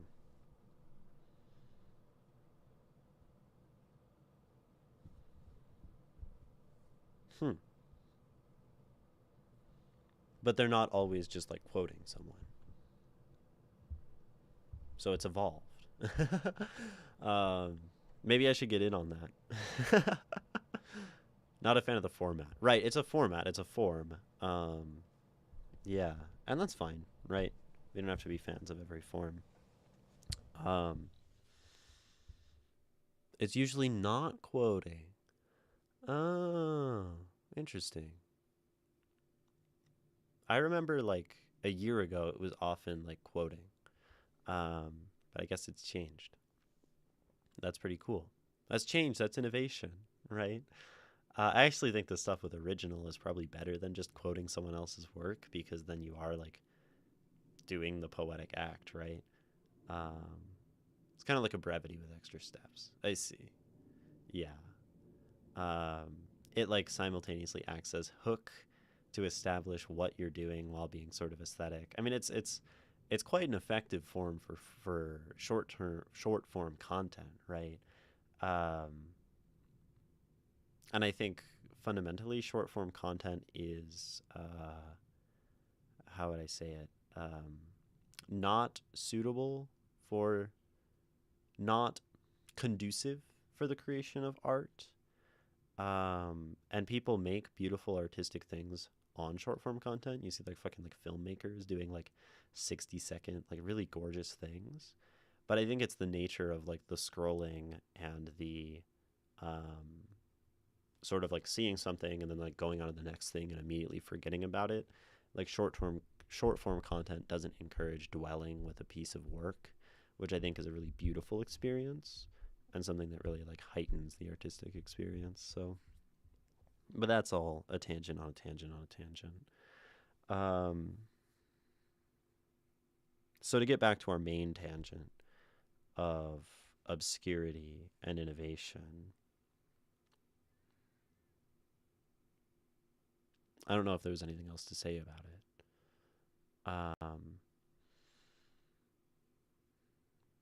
But it's interesting. I don't like the narrative that like if you were obscure, that means you're better than someone who has made it, right? I think it speaks to a prescriptivism in the other part of the cycle of innovating and becoming known, right? So there are some people that say if you become known, it's not art, it's not poetry, right?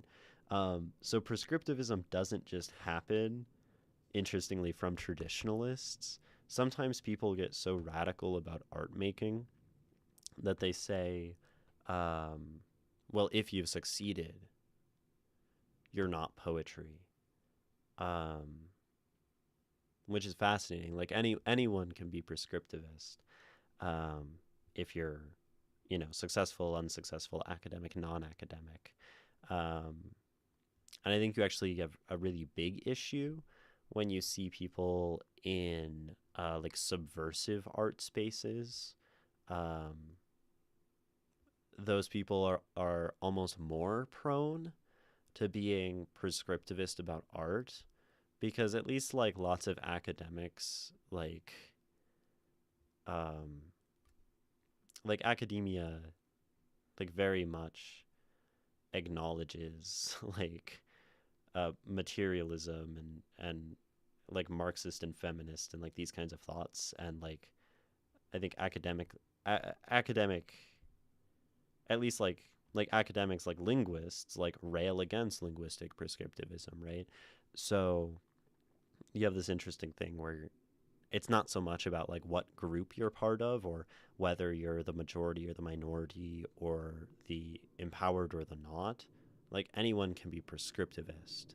And no matter who you are, if you're doing it, it's bad, right? And if you're some uh, unknown poet and you're calling some gallery performance art not art, you're just as wrong as some, I don't know, some YouTuber saying that Rupi Kaur is everything wrong with art, and that person is just as wrong as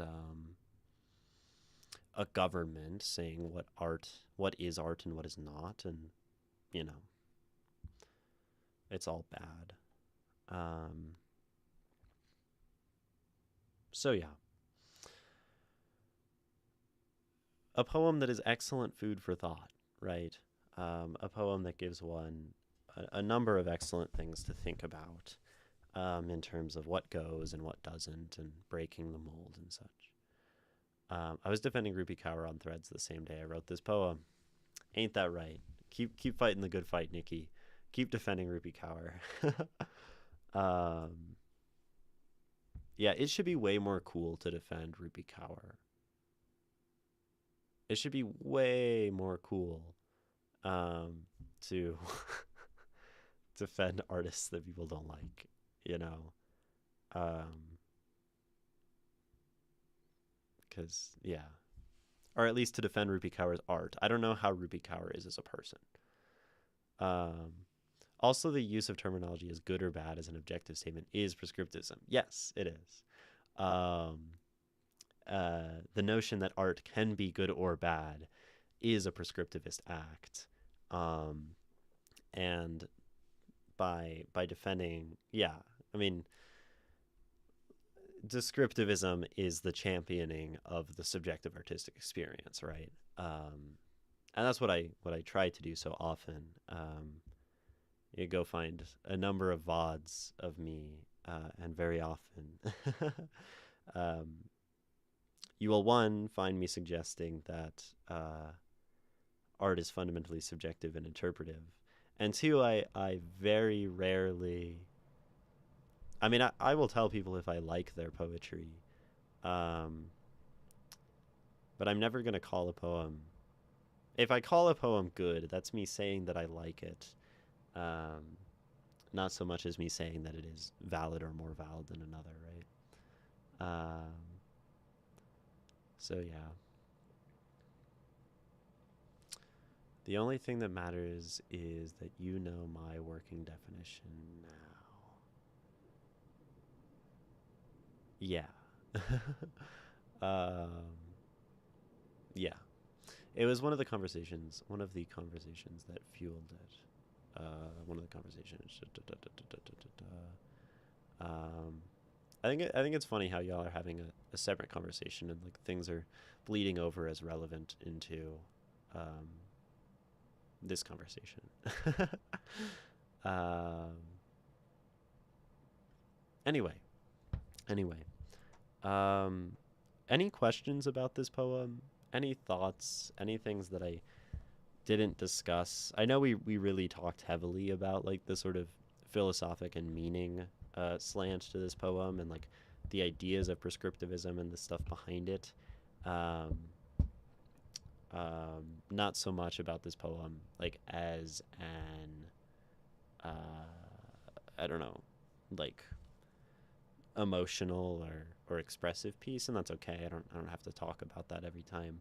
But if there are any questions or things that I didn't cover, or people wanted to hear, or thoughts or feedback for Nikki, now would be the time. To be clear, when I'm saying I'm not a fan of something, that is not me saying it is bad. Yeah, yeah, I think that's a good position to have, right? It's just not my cup of tea. I had a whole conversation with someone who tried to tell me poetry could be objectively bad. Ugh, yikes. Yikes. That's where you maybe that's where you start questioning and you say like, what is badness? right? Like, you can maybe get people to realize the issue there because it's very difficult, um, very, very difficult, to even define badness and goodness, right? Because these are abstractions and they're ideals, and they fundamentally don't exist in a material world. They're projections of the mind, right? Um, so, yeah, I was super irritated by the gatekeeping, of course. Yeah. Um, that's where you say, I know this really good Twitch streamer who talks about poems and analyzes them, to understand things about them. And you send them to me so I can de-radicalize them, and pull them away from their belief that art must be objectively good. I kid, uh, though. What's better than word of mouth, right? Um, Seems like there's no questions. No questions about this work. So I will say thank you. Uh, Thank you, Nikki, for submitting it. It is always a very admirable thing, right? To send work, to have it be shown in front of others, uh, to have it be subject to my um, uh, prying around into its guts. Maybe the analyst is a haruspex, looking at cutting something open and looking at the guts to understand the future or something. To foretell. It was a very cool poem. It was a very cool poem. And this very cool poem I will read one more time to conclude this segment of the stream. Art dies at the gates kept by prescriptivism. I think this title is excellent in relation to the poem because it's so like stately. It's so different, right? It has this like almost formal tone, this official like statement, maxim kind of thing, and then like, yeah, I think it's great. Art dies. Oh, and I love that it's like gates and we're like knocking at the start. That's something I didn't notice until now, right? But we're like knocking on the gates, right? Or knocking on a gate, and if we're not let in, we cannot stretch out here. We are gate kept, right? Small mind. Da, da, da. Lovely. Art dies at the gates kept by prescriptivism. Does that? I think the knock comes through, right? Art dies at the gates kept by prescriptivism. Might I... Should I knock 3 times? If I knock 3 times, is it a statement against prescriptivism by performing this poem in a way that it is not written and the way that I would knock on a door? Because then I am taking the subjective act as a performer of another work to inject my own artistic sort of interpretation to it. I think that would be better. I think I should. I knock 3 times when I knock on a door. Always. It's knock, knock, knock. This just says knock, knock. So I am standing up against fascists by by adding an extra knock when I perform it. Okay. Art dies at the gates kept by prescriptivism. Might I stretch out here? Or are the doorways narrow things made of small minds? Editor's note. Clarity. Small lines, strung so tight together I could not pour out a bit of whimsy. It is a thick and goozy thing, so I understand if you choke a bit. These are metaphors, of course. Lined up in brittle pigments and dripped like candle wax on parchment made for breaking margins. Stop. Don't interrupt, Imogen. We're almost done. If I was a poet, I would be a pioneer, hold Sunday tea with Whitman, and let Cummings settle here. Art dies at the gates kept by prescriptivism. Okay, so yeah, it is actually verse at the end. I just want to say this. It's verse at the end. I have never seen verse poetry that is also concrete. So perhaps you have done something truly innovative here, and I think it's actually something you could totally explore more, Nikki. Creating verse poetry that doesn't look like verse. Because people always write verse like within like a traditional visual form, but it would be so cool to hide verse within concrete poetry. It took me so long to even realize that that could possibly be verse, because you just have like Cummings just like diagonally happening here, right? It destroys any like of my preconceived notion of what verse could be, right? um so I think that's something to explore like way more. That's super cool. um Verse poetry that is concrete. Um, and you're so good at verse and so good at um, like the sound and or I know you prefer like free verse with like assonance and sound, but I think so often concrete poetry can exist at the expense of sound because it feels like it's all over the page, and you'll hear someone reading like a concrete poem and it's like, what are you doing? Um, like, because it's just there's no pace, and there can be no pace. That's fine. Um, um, to not be too prescriptivist. But that could be really cool. Anyway, thank you, Nikki, for submitting that poem. Thank you for Art Dies at the Gates Kept by Prescriptivism. What a lovely offering um, to to the future poetic canon, um, and yeah, I'm glad we read that one. Um, that was a good one for today. I think I liked that more than I would have liked a Villanelle. Stretch. This is a big stretch. Okay.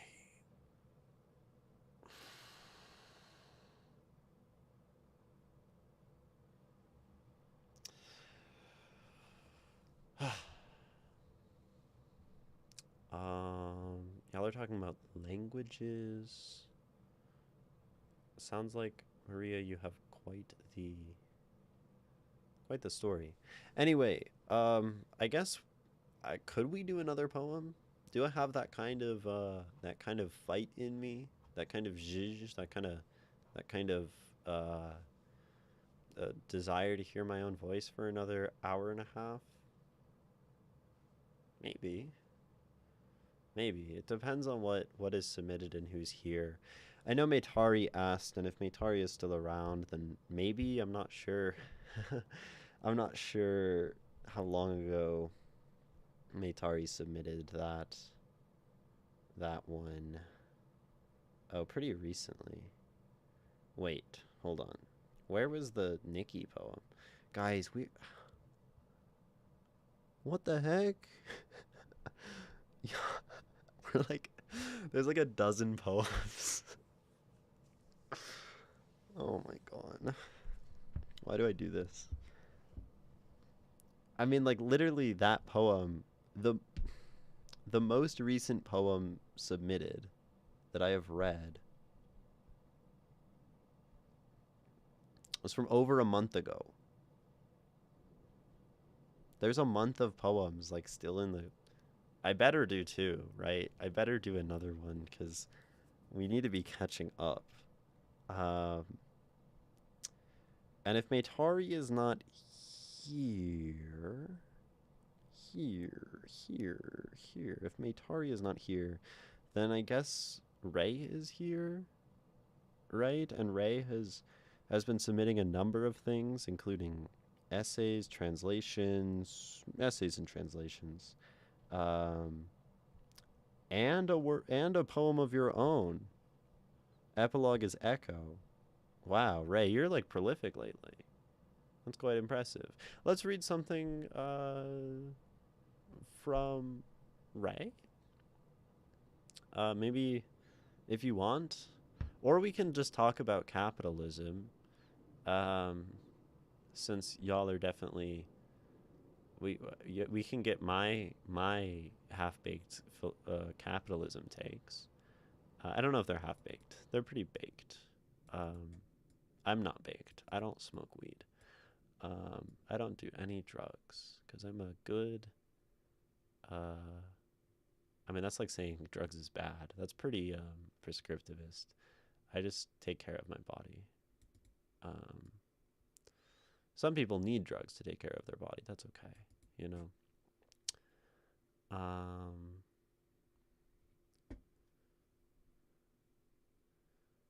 uh, um, are we at the point of like, are we like arguing in chat?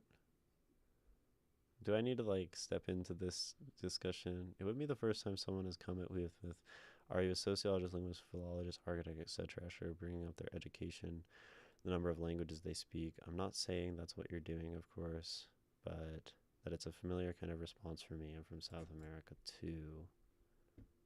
Um, I feel like that's supposed to be two, not teal. I don't think that's intentional misgendering. Um, I think that was a typo, Maria. I think it's just two. I'm from South America too. Um, I think it was a typo. Ray makes lots of typos. Yeah.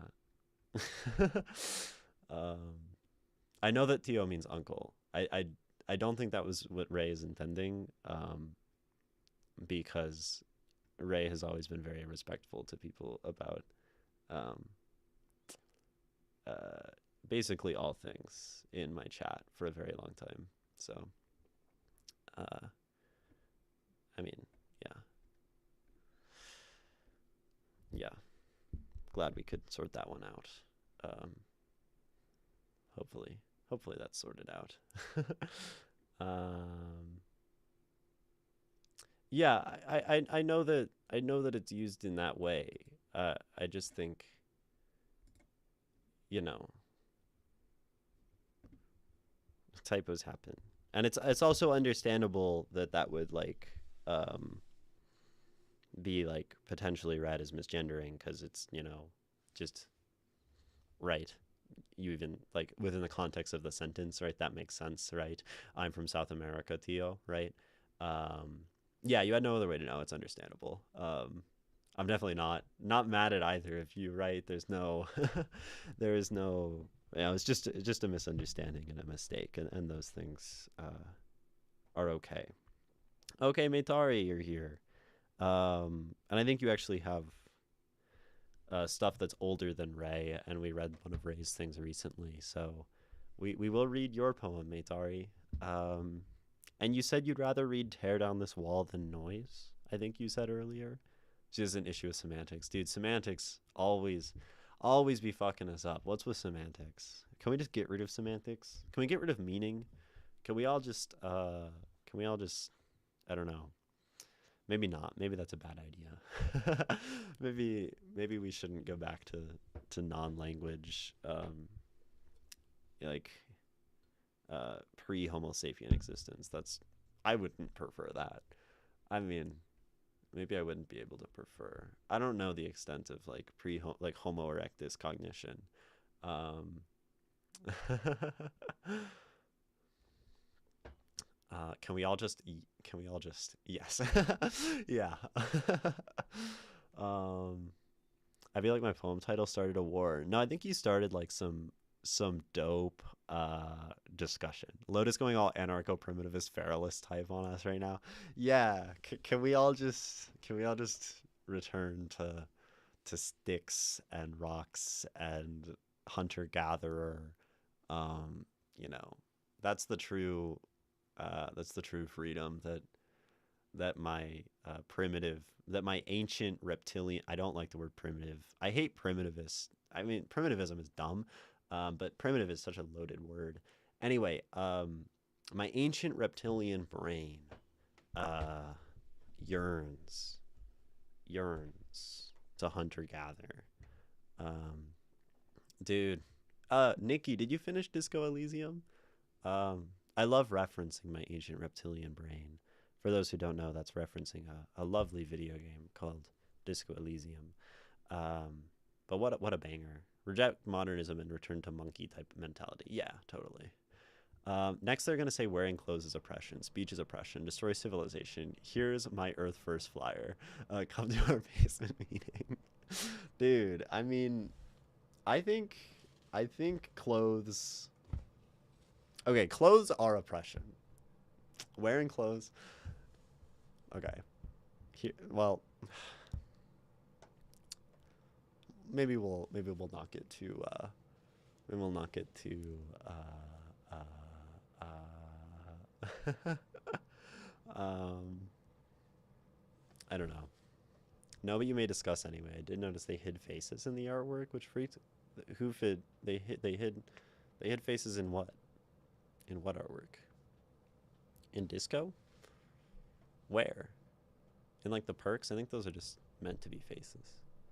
Um, or the skills. Anyway, clothes. Well, I think the gendering of clothes is oppression. Um, in my non-binary utopia, anyone can wear any garment, and no one would have a thought about that as relating to something as frivolous as gender. Yeah, yeah. Clothes can be avenues for oppression, a tool of oppression for enforcing oppression, but clothes themselves are not necessarily oppression. Yes, that is the correct nuanced take that I agree with. But it is so much more fun to say clothes are oppression. I hate clothes. Ban clothes. End clothes. Clothes are threads spun by the devil to pull me down. They are the chains of hell wrapped around my body, pulling me into eternal torment. When I put on a cloth, I feel the fires of hell burning against my skin. I do not want this suffering. I do not want the capitalist oppression of polyesters damaging my skin. I do not want to feel destroyed by the spun lies of the capitalist system. I do not want to be woven into the fabrics of a society I don't agree with. I do not want to become a sheep like all of the people around me who wear the wools of anti-woman oppressive something. Okay, end of rant. Um, yeah, rips off clothes. um, I don't think our ancestors who lived through the glacial maximum, who had to survive sudden 50 degrees Celsius drops, that they agreed that clothes are oppression. Yeah, this is what the woke mob does to the modern individual. They get us saying things like clothes are oppression. Think of the cavemen who needed those garments to survive the winter. Ugh, the woke mob. um, um, yeah. Or maybe let me say it like garments are not necessarily oppression. Clothes are oppressive garments. Ooh, ooh.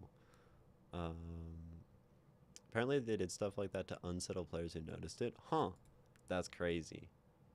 I didn't notice. I'm not very perceptive.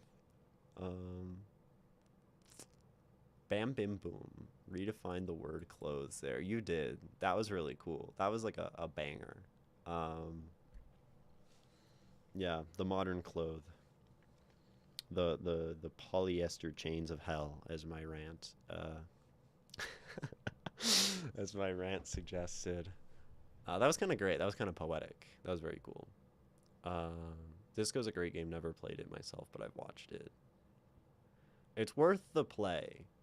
I think it's really worth playing because Disco Elysium demands you to make decisions, and it gets really snippy at you when you try to be a pathetic moral intern centrist. Um, and there's something very compelling about a game that really demands you to like have an opinion on things, because it's of course reflective, of life, where you can't just go through life floating opinionless and empty. You must make decisions, at least within your illusion of free will that, you know, while it is being maintained, you think you can make decisions, right? um, I have that weird visual thing where I pick up on patterns. So if there's a hidden face, I'm seeing it. Gotcha. It's funny. I think my pattern recognition um, or like, I'm extremely sensorially sensitive, right? I think for all of the senses except vision, like I don't think I really like visually notice things extremely well. Um, but and I'm not very like sensitive to that, but like hearing, I'm extremely sensitive to sounds and touch and tastes and smells, um, which I think I prefer. I think the those four senses are extremely underrated, and vision gets like way too much love in everything, in all media. You got to be like describing more scenes entirely through smell. It's way cooler, right? Um. Anyway, Meitari, we're gonna get historical with your poem "Tear Down That Wall." Um, it's very uh, just directly quoting um, Ronald Reagan, paragon of international justice and American greatness. Um, um, and just know that since we're doing this one, oh wait, this was 5 days ago. Oh, there was like multiple weeks where just no one posted anything. That's crazy. I guess that's when I was sick and not streaming. Um, if we read this one, then we're gonna skip noise. Are you okay with that? Because we're skipping. Um, because noise is old enough that I would read it, right? But if we're skipping that one, we're just not gonna come back probably. That's just a to let you know. I mean, we might. It's not like a hard rule, but generally, that's how it goes. Um, what are y'all talking about? A good quote has to be poetic. Um, uh, poetics makes something memorable, catchy, impactful. You gotta play with that shit, even if it's meaningless. Um, what does it mean? I don't know, but it's provocative. It gets the people going. Yeah, that's why I have so much fun with. I mean, like the rant that I did, right, for a second there, where I was just like spinning word associations between these different things, because it's just something to play with, right? Um, Sometimes I've defined poetry before as playing with words. I think that's a little bit um, uh, restrictive as a definition, but it's good. Um, my issue is that I change my opinion depending on who I'm talking to. I can say I believe in spirituality to some people, but to others I change my opinion due to social settings. Interesting. Is that like a change in? I mean, that's a change in what you represent of yourself, right? Um, but um, is that the same as a change in a fundamental opinion, right? Like it's just lying, right? If you lie, is that you changing your opinion every time? Probably not, right? Like your opinion is something you hold below that. I don't know. Code switching religions. Case in point, you aren't a true revolutionary if you don't eat chilies. Mao Zedong, dude. Yeah, what a bar. Um, yeah, that's a quote. That is a quote. Um, Sure, noise works. I just don't like it as much as tear down that wall. So that's a real quote. That's awesome. So Maytari, the question is just if you're patient, you get. I read both poems. If you skip the old poem, there's a chance that I never come back to it. Um, so we can read the new one because you like it more, and you can. But you know, if we read noise, we will get to tear down that wall eventually. I think tear down that wall sort of has. Um, I think maybe based on who's in chat, here's what we'll do. Based on who's in chat, I think tear down that wall will be more compelling because we've already been talking about philosophy and history and materialism and prescriptivism and all these things we've been discussing. So I will just make the decision conveniently that we will be reading Tear Down That Wall. And if we come back to noise at some point, that's still something we can do. Um, and me choosing this poem does not, we'll say, exclude the possibility of returning. How's that? That's the best compromise. Is there birds? Was that the birds outside my window coming through the mic and I couldn't hear them through the headphones because they're noise canceling? That's crazy. It always trips me out when that happens. When I hear something through the headphones, but I'm not hearing it from the outside. Creepy. Creepy stuff. I'm setting up the poem in the thing. As we will be reading Tear Down That Wall, so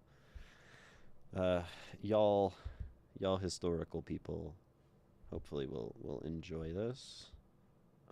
Since we've already been talking, I think someone was talking about Marxism earlier. Not that like the Soviet, you know, empire was the pinnacle of Marxist thought in action. But, you know, whatever. I don't know enough about history, but I know the USSR was a pretty bad thing for a lot of people.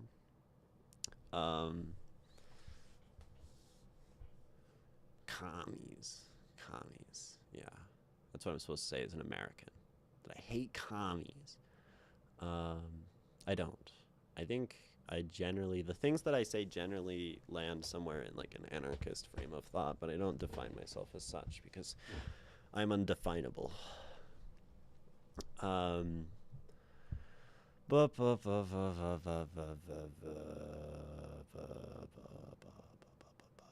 a fundamental change, no. I simply oftentimes don't know what I really believe in due to people-pleasing tendencies. Now that is something I can understand. I think it's worth investigating the things that you hold as true, and really pursuing those things. I think it can be nice. At least like in conversations to know. And then you know when you say something, you're like, this is not true, but I'm going to say it, and that's okay. You know, it can give a little bit of a feeling of personal stability. Have y'all read that story in the newspapers of the time about when Mao swam across the Yellow River for the third time? It said he was swimming about 50 kilometers per hour or something like that. I imagine Mao is a speedboat. That's amazing. I've not read that. You have the craziest polls, Ray. Nothing better than an out of context insane statement as a quote. It's art. Yeah, absolutely. Let me drop another one. A nation of a nation of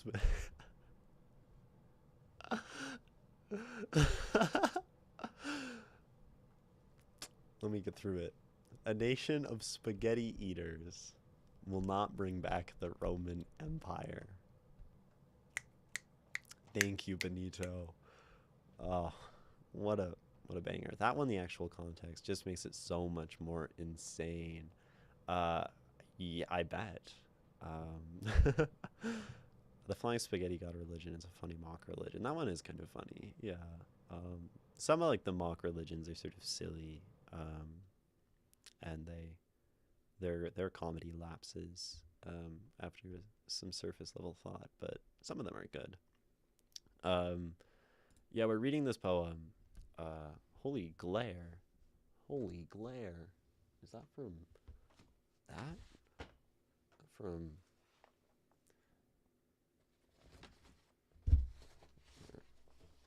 Do your job, curtains. What if I move the push pin?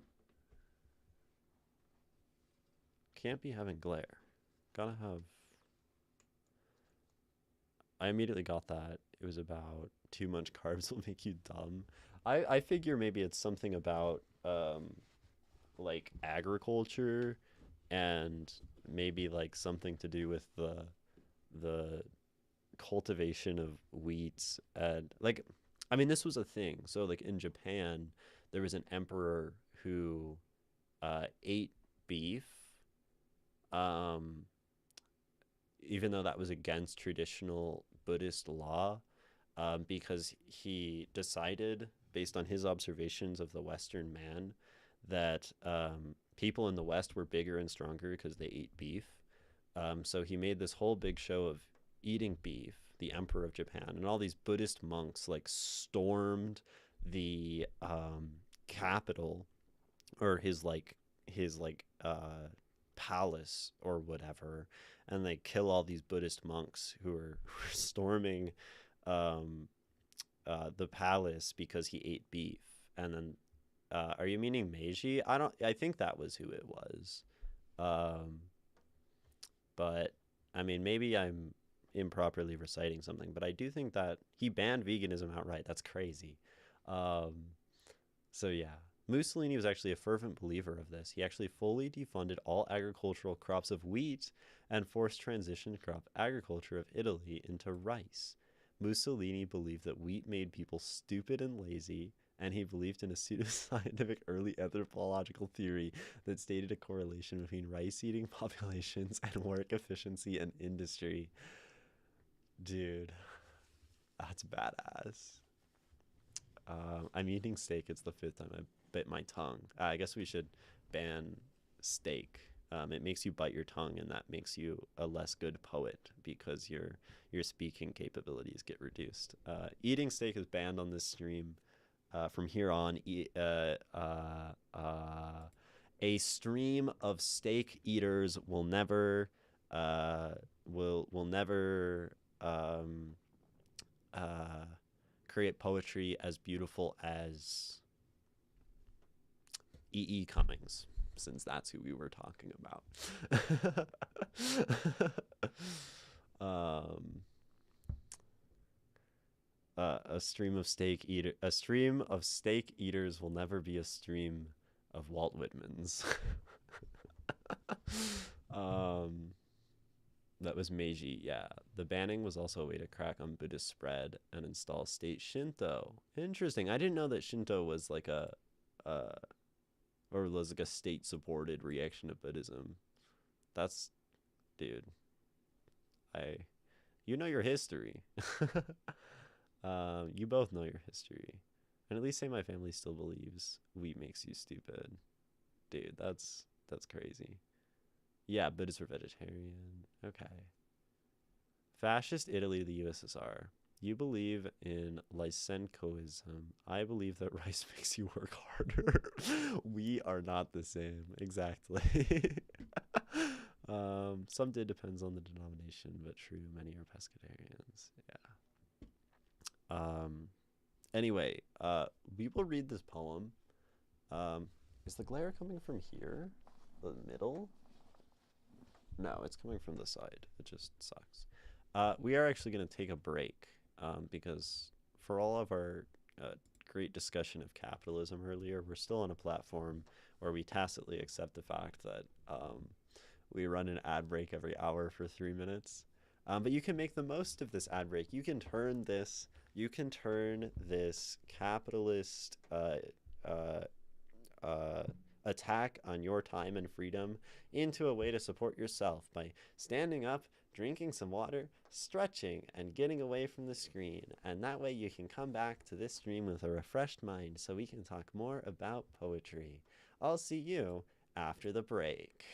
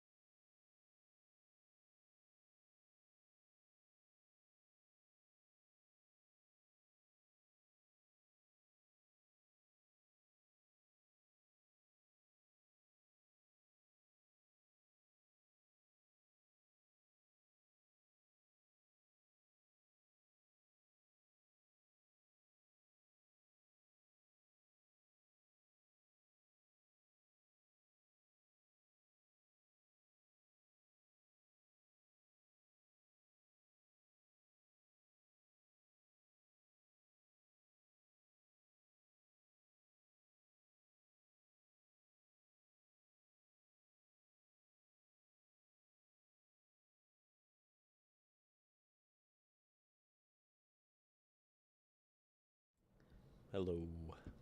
Welcome back.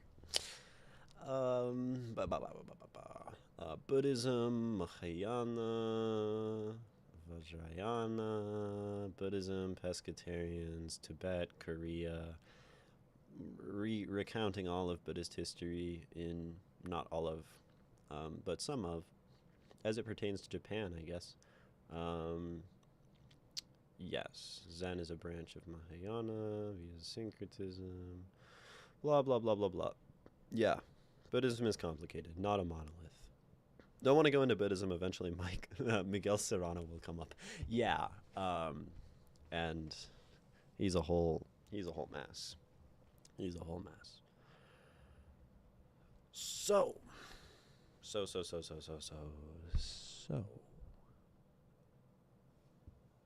poem, poema, poiesis. Let's do some poiesis. This poem is called Tear Down That Wall. Where have I heard that before? I've heard that from Ronald Reagan. General Secretary Gorbachev, if you seek peace, if you seek prosperity for the Soviet Union and Eastern Europe, if you seek liberalization, come here to this gate, Mr. Gorbachev. Open this gate, Mr. Gorbachev. Tear down this wall, that wall, this wall. Tear down this wall. My bad. I fucked it up. As always. Can't get anything right. At the beginning of the poem. So,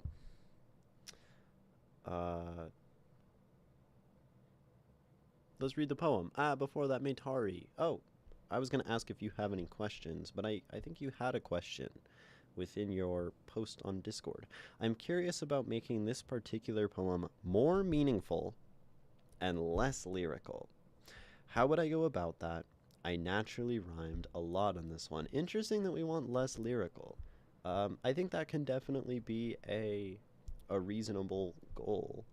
So we'll do more meaning is something we want.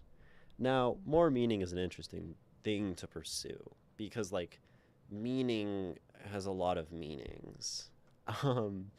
And but I think I understand what you're getting at when you say that. And then less lyrical.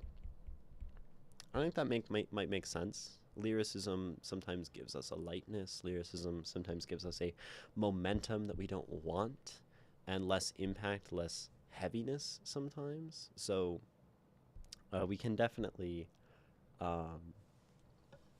look at those kinds of things. And I think that's a good guide.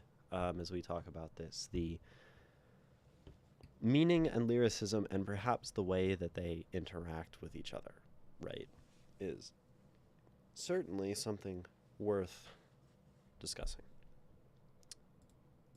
So, tear down this wall. I'm not going to read the Reagan quote again.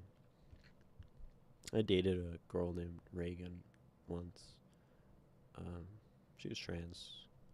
She was very sweet and very mentally tumultuous, so that did not last very long.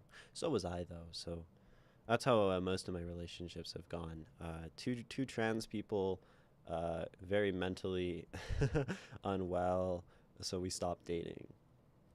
And now I'm well, and it turns out I don't want to date people. Crazy how that happens. Anyway, off we go. Far down into the windy river we go. It's funny, I said off we go. Far down into the windy river we go. Windy? Windy.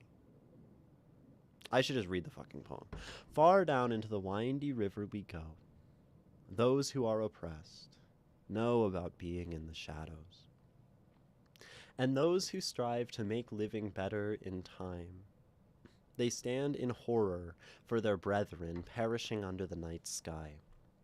As the bombs burst in air, And as the wind caresses your hair, have you ever wondered why someone is even there? You see, the world burns forever bright. The axis of light has no end in sight till the sun sets and dies. But the wall got rebuilt.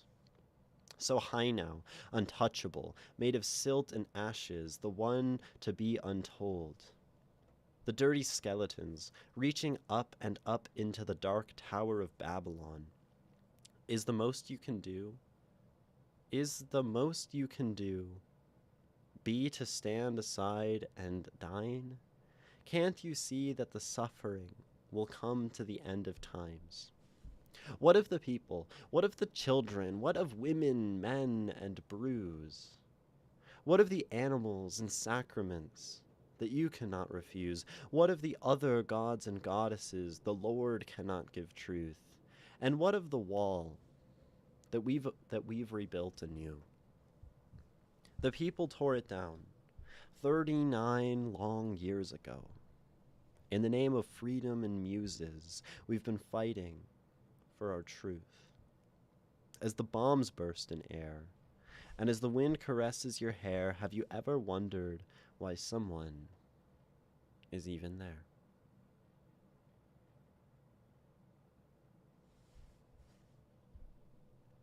Tear Down This Wall by Maytari. So, as you say, right, as you say, Maytari, very much lots of rhymes happening. And so we can definitely, right, talk about that and how we might think about these rhymes and this notion of meaning or maybe impact, if I'm understanding your brief message correctly. How we can look toward that is something we can try to think about. So maybe we can start by just looking into the ways that this poem is being lyrical, right? If we can look at the lyricism on the page, kind of point at it, then we know it's there, and we know, if we know what is there, we know how to destroy it. So far down into the windy river we go, right down, go, and not quite, it's kind of slanty, but we go, those who are oppressed know about being in the shadows. So we have go, shadows, and know, right, kind of serving as our incidental rhymes here. Right, far down into the windy river we go, those who are oppressed know about being in the shadows. And those, so we're kind of connecting, and I like when we do this. I like when we use rhymes across stanzas to like push us into another thing. I think that's something that really serves to give momentum without sometimes feeling like over rhyming, because we have this like inherent sort of break. And those who strive to make living better in time, strive time, they stand in honor for their brethren, perishing under the night sky. Night sky time strive. We also have a kind of like strive stand alliteration thing happening, a better brethren, right? And those who strive to make living better in time, they stand in horror for their brethren. Living better, horror. There's a little bit of slantiness there. Perishing under the night sky. Better, horror, under. So there's some like nice slanting happening underneath the big rhymes, which is cool. As the bombs burst in air and the wind caresses your hair, have you ever wondered why someone is even there? Bombs burst, right? Wind wondered. But the big thing we notice, air, hair, there. And I think this is something that maybe gives that feeling of a heavy lyricism. These end line rhymes is something we really like. I think more than any other place we can rhyme in a poem, it's going to be the end lines that really like stick out. And if we feel like we're rhyming too much or we're too lyrical, this is often the place where it's going to happen. the end lines, because those really like stick out and they grab you. They kind of reach off the page and grab you and they say, look, we're fucking rhyming. Um, so we do it again here, right? Forever bright, the axis of light has no end in sight till the sun sets and dies. And we even go beyond those end lines and kind of include it within within the line. So, um, yeah, definitely rhyming, right? But the wall got rebuilt, so high now, kind of pulls us along from there. Now untouchable, made of silt and ashes, the one to be untold. So now suddenly we have like basically no rhyme, right? No rhymes. There may be a few other things. There's some alliterative tools happening, right? There's some similar sounds. Um, untouchable, untold. There's some like nice parallelism there, but we're not like doing this sort of lyrical rhyming or as heavily, right? The dirty skeletons reaching up into the dark tower of Babylon. So again, right? Skeletons reaching into like these are like slanty. It's a very subtle slant rhyme. And I think this gives a nice momentum without feeling, like you say, lyrical. And maybe it's some of these stanzas that we can like model edits based off of. Because, like you say, right, less lyrical, I naturally rhymed a lot. And you ask how to go about that. And I think one way we can think about that is finding the lines where you like the amount of lyricism you're doing. I don't think, Meitari, you'll be able to force yourself to be entirely non-lyrical, because I think you rhyme a lot, and I think it's like a nice part of your poetry is like it's maybe I mean you don't have to like force yourself to fall into that style either, but I think I appreciate your rhyming. But what you should do, since it's your poem and your edits to make, is you could go stanza by stanza and say, maybe you like how this one sounds in terms of the lyricism. The dirty skeletons reaching up and up into the dark tower of Babylon. So, like, the rhyme's only really happening as slants. These, like, Babylon's skeleton, like, reaching, right? There's, like, assonance into skeleton reaching Babylon, right? Um, or there's something like this stanza, which is a little more because you have the prevalence of a rhyme kind of intertwining to the prior stanza. So, till the sun sets and dies. But the wall got rebuilt, so high now, untouchable, made of silt and ashes, the one to be untold. Right? Maybe you could argue this is slightly more lyrical than this stanza, but definitely a lower prevalence of rhymes than this one.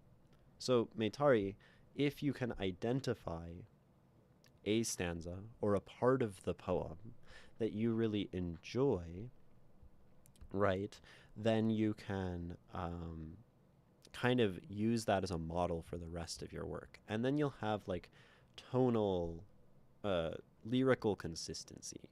And it's not, and the poem doesn't necessarily have to be fully consistent, right? You can have one part that has more rhymes and then the rest of the poem having less, or have a lot of rhymes and then a part with less. Because when we have these sort of contrasts, it can be very effective for our art.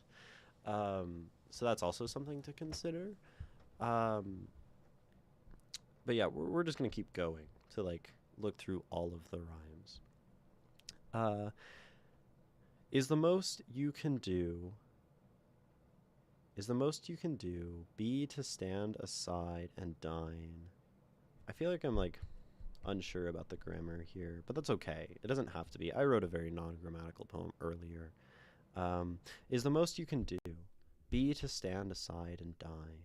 Can't you see? So we have like this BC, BC, and that actually does create a rhyme. So dine, the suffering will come to the end of time. So we have a dine times.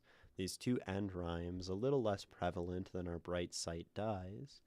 So that maybe acts as a sort of middle ground between what we were talking about up there. Um, Also, like a lot of alliteration in this stanza. Stand aside, see suffering times, and then like do, dine, end. And then, there's like a you, do, you, too, right? And there's like a. So that one's actually, but it's more varied. It's not just rhyming, it's got a lot of like different things going on. So that's kind of cool. Um, what of the people? What of the children? What of the women, men, and brews? What of the people? What of the children? What of the women? So this one, right? What of the women, women, children, men, and then a sort of change at the end of brews. So I like this that brews as in something that has been brewed, and then bruise as in bruise, to create sort of a sonic double meaning there is neat. Um, but this is a different sort of lyricism, right? It's not so rhymey, right? But it does have this what of the people, what of the children, this repetition and this verse like quality. And maybe that's something you like, maybe that's something you don't like. But really, whenever you're trying to like edit something in a poem, if you can just go in and say, read it, identify what's going on, and then say, well, this is the part I don't like, and this is the part I do like, then you can, you have a very easy way to approach. You just say, well, this part that I don't like is doing these things. Let me try not doing these things, right? What of the animals and sacraments that you cannot refuse? And we do create like an end rhyme situation. So this does have like a lyricism between the verse like what of the what of the what of the what of the that you cannot refuse, right? What of the other gods and goddesses the Lord cannot give truth, and what of the wall that we've rebuilt anew, right? So we have this whole section, and this collectively might actually be the most lyrical. It's almost like a formal kind of verse. What of the people? What of the children? What of the women, men, and brews? What of the animals and sacraments that you cannot refuse? What of the other gods and goddesses the Lord cannot give truth? And what of the wall that we've rebuilt anew? And if you're looking to like really take away lyricism, to me this is the section that really lapses into this like full lyrical approach. So that would maybe be a section to focus on, right? The people tore it down 39 long years ago. In the name of freedom and muses, we've been fighting for our truth. As the bombs, so then this, right? Much, much less lyrical. And if we just read it, what of the people? What of the children? What of the women, men, and brews? What of the other animals and sacraments that you cannot refuse? What of the other gods and goddesses the Lord cannot give truth? And what of the wall that we've rebuilt anew? The people tore it down 39 long years ago. In the name of freedom and muses, we've been fighting for our truth. As the bombs burst in air and the wind caresses your hair, have you ever wondered why someone is even there?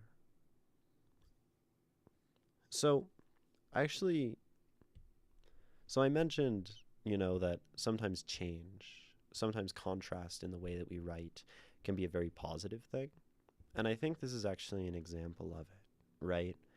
Um, these verse-like questions, they push. What of the people? What of the children? What of the women, men, and brews? What of the animals and sacraments that you cannot refuse, right? What of the other gods and goddesses the Lord cannot give truth? What of the wall that we've rebuilt anew, right? It pushes, it has this, it's very, right, lyrical. And then the people tore it down.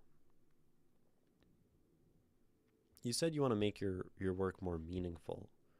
And I don't necessarily know what you mean by meaningful, but if you're looking for impact, that moment of not verse after verse like is very poignant. It punches you. The people tore it down 39 long years ago, right, coming off of?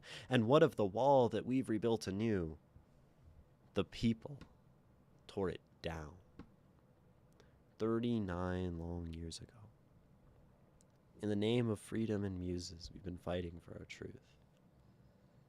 As the bombs burst in air, and as the wind caresses your hair, have you ever wondered why someone is even there? Okay, you meant impact. And I like this for impact. Something else that, can be nice for impact is the fact that, like, we're doing this repetition thing, right? We have this as the bombs burst in air, which happens at the start and happens at the end. And whenever we're repeating, right, the impact of a repetition, right, will only... I dropped something. Okay. The impact of your repetition is pretty fundamentally based on the impact of the lines themselves. In that way, I think of Rudyard Kipling's poem, Boots. Think of him what you will, but the poem is incredibly powerful and incredibly impactful. Many of you have probably listened to it.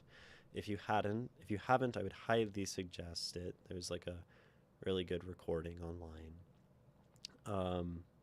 But the poem is boots, boots, boots. Something up and down again. Boots, boots, boots. I forget.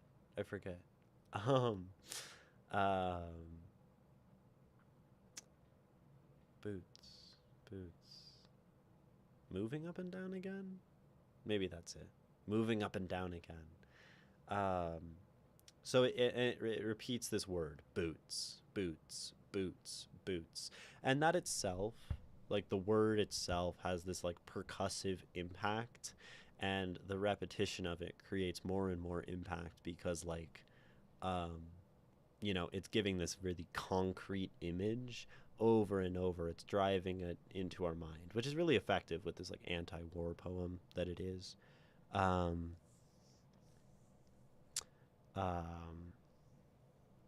Granted, it's like an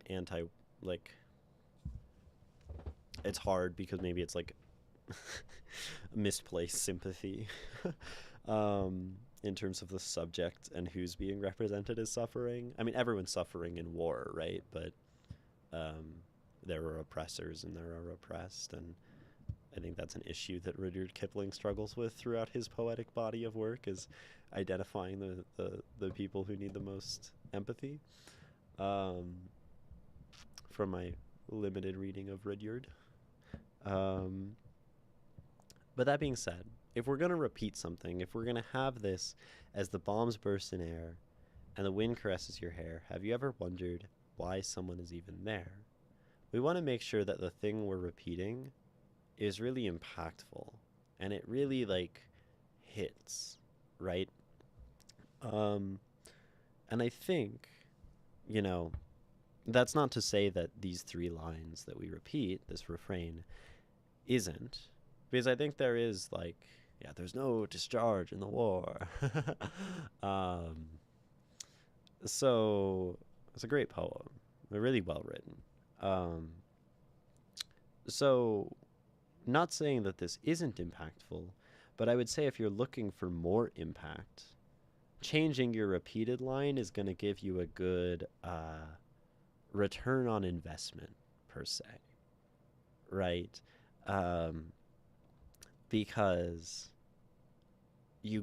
those lines get to hit your reader twice, and that's a really special thing that you get with repetition. So that's also a place that, just from a perspective of the way that you have structured your poem, right, the way it's laid out on the page, that would naturally be a place to look for impact and increased impact.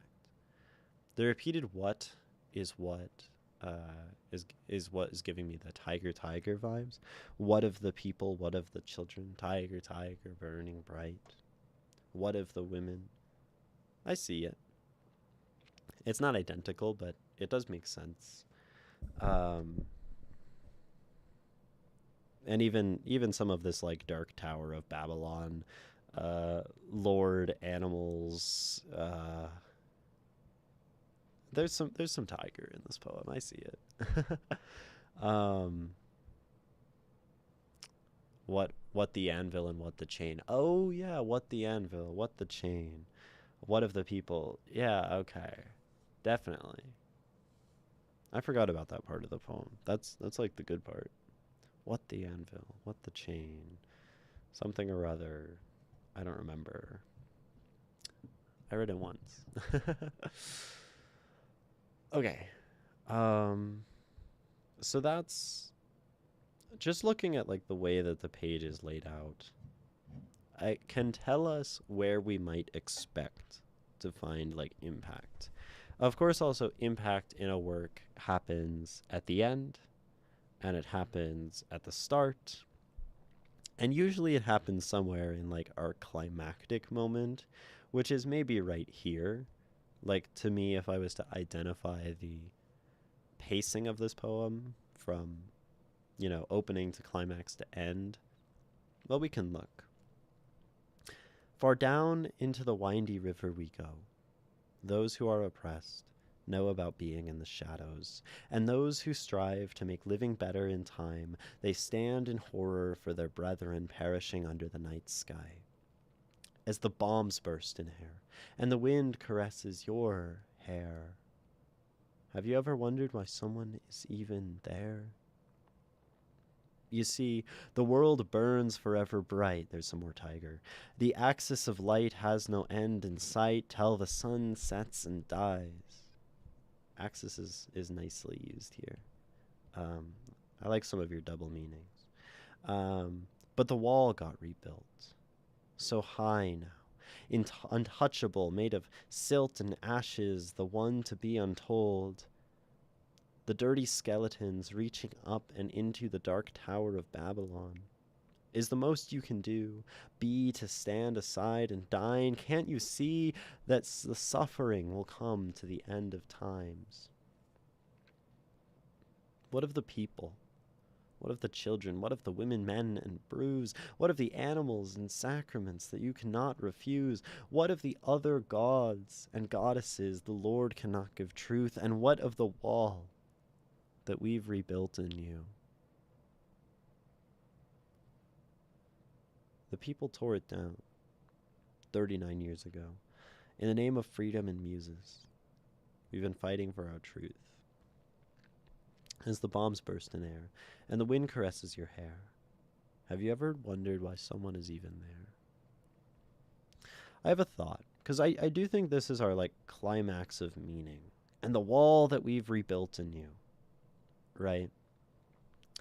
And it's very powerful for this poem. The notion that there was a wall and there was a great fight to, right, get that wall torn down, and people fought really hard for that. And then now, like, the wall is back, right? I think this is a good, like a compelling concept, right? Because it's very true. A lot of, I mean, tearing down the wall is interesting because it is this sort of like victory over an empire, but it's also this like victory of like neoliberalism and globalization, um, which one could argue is not a true victory. um, but as a statement against fascism, it's fine. I mean, Reagan, frickin' Reagan. Um, that's beside the point. What I was going to say is I think this and the wall that we've rebuilt anew is a really powerful moment, right? It says, like, it's back and we failed and there's fascism and maybe fascism never left, right? Um, and earlier in the poem, you have this, but the wall got rebuilt. And it's like you've already somewhat cashed in on the impact of the notion that the wall got rebuilt, right? And that's like a really big, maybe, narrative payoff for this piece, that the wall has been rebuilt, right? That's like, that hurts. That stings. It's like fascism still, right? But if we use our big, impactful idea before kind of the moment that we want to use it to be really big and impactful, I think it can lessen the power of this, right? There are sometimes repetition is interesting, right, as a tool, because sometimes repetition makes things more meaningful, right? When you say them over and over again, when you push and you push and you push and you don't let someone forget about the thing. But sometimes, you know, a single moment, right, can also be meaningful, right? And these things fundamentally like cannot coexist. You either do something once or you repeat it. But that's also really important to recognize, because it means we can have a poem that repeats, that repeats, that repeats, right? And this poem uses a lot of repetition. This what of the, what of the, what of the.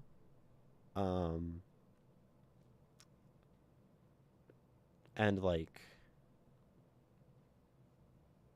this refrain, so that when we like do things that are unique, they can like stand out more.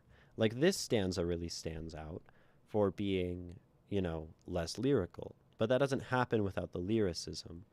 And like the big moments stand out in part because like other things have to stand beneath them, right? So yeah, that might be an instance of the repetition weakening the structure. Maybe. I mean, we can try just reading it without it, right? We can try just omitting it and seeing. I mean, we sort of have to. I wonder if like you could move all of this.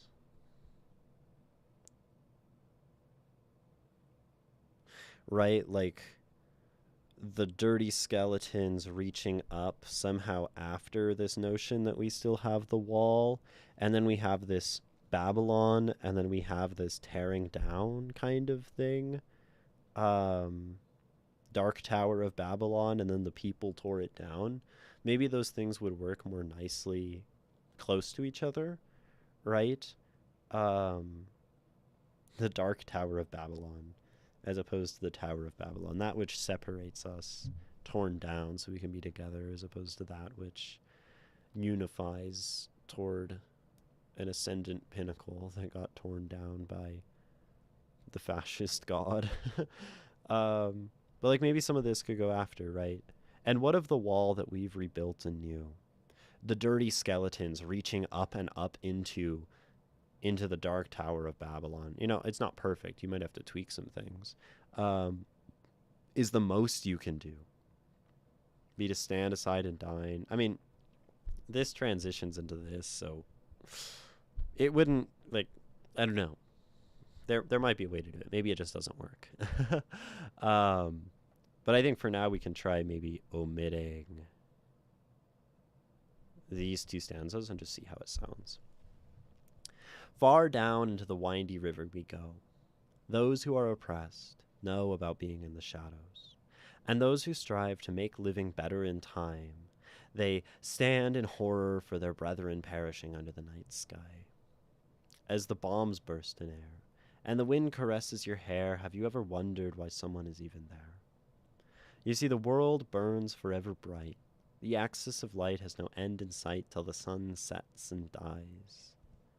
Is the most you can do be to stand aside and dine? Can't you see that the suffering will come to the end of times? What of the people? What of the children? What of the women, men, and brews? What of the animals and sacraments that you cannot refuse? What of the other gods and goddesses the Lord cannot give truth? And what of the wall that we've rebuilt anew? Right? it's like, oh right, we are doing a poem about a wall, and this like brings us back to the title. I think that that maybe makes sense. I mean, if it doesn't sound good to you, then it doesn't sound good to you, and that's fine. Um, Opinion and all. Um, and I think there's good material in here with the Tower of Babylon thing, and I think a lot of the impact of this poem, like this poem has a lot of ideas, right? It's doing a lot with like the people who fight against and like you the oppressor, and the wall is a symbol, and the notion of war at present and the bombs bursting, and this idea of like America and the bombs bursting, and um the oppressed. There's a lot going on, right? And I think um the more clearly your poem flows and is organized, the more that serves that sort of complexity. Because when something is very complex and it's all over the place, it feels all over the place. But when something is like complex but very streamlined in how it gets from one idea to the next, I think that's how you like be successful, right? And that's why something like The Wall We've Rebuilt Anew flows really nicely into The People Tore It Down 39 years ago, right? Um, but I think at the beginning, there's some things that maybe stick a little bit for me. Um, and maybe some of it is like the perishing under the night sky, world burns forever bright. Um, like that kind of thing where we have these like mixed imagery of like dark and light, but it's all kind of bad. Um, and I love the axis of light, uh, kind of till the sun sets and dies. Um, Till the sun sets and dies, but the wall got rebuilt. Yeah, I guess some of this, like maybe there's a clarity thing. Um, maybe I struggle with like what's what in some of this. Not sure. Um, I'll remove the but the wall got rebuilt stanza. Yeah, and you don't have to just like strictly remove it, right? I think there's like good material. You have like a lot of good material in the poem, and then it's just like maybe a matter of making sure all of it is in the right place. Um, and maybe a poem like this is aided by some sort of narrative structure. I'm trying to think. So it's funny you mentioned that this feels similar to like The Tiger by Blake, because I think it does more so than just that one resemblance, Nikki.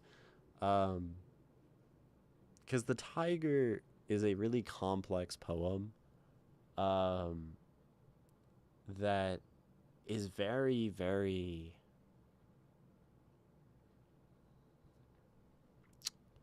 It's like dwelling on a single image and like characterizing it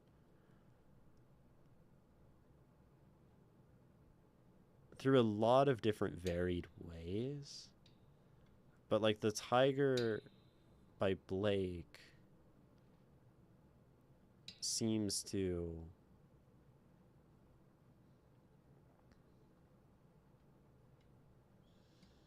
have an overarching structure that makes it feel very grounded.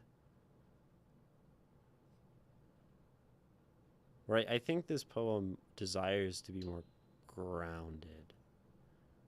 And that doesn't necessarily mean in anything in particular. But I feel like what I desire in this poem as I read it, and maybe I haven't read this enough to be desiring it. Like I'm kind of tired from the prior poem, um, but I think I want some through line to latch onto, be it like something continuously running through in the verse, or something continuously running through in the imagery or the metaphor, or a narrative, or any of these things.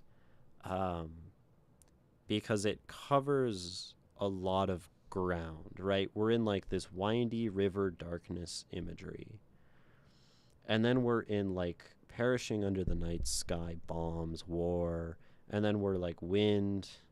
Wind windy is kind of interesting.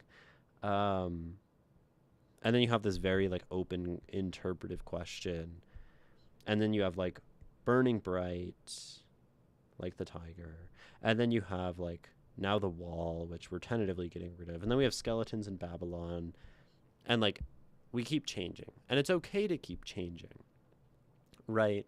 But I think usually the thing that allows us to change a lot, to cover a lot of ground, to have a lot of variety in a poem, is keeping something throughout that we can hold on to as like a frame of reference as things change.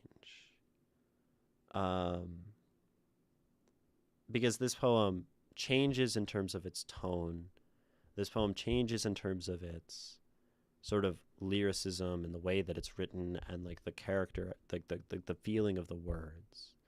And then this poem changes in terms of its subject and its spacing, and I feel like it wants something to pull it all together. Maybe a refrain would work.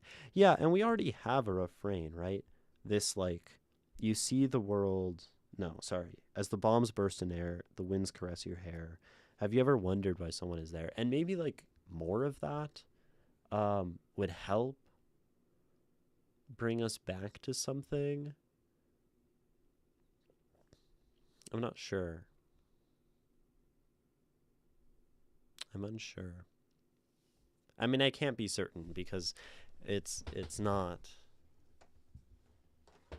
my art, right? um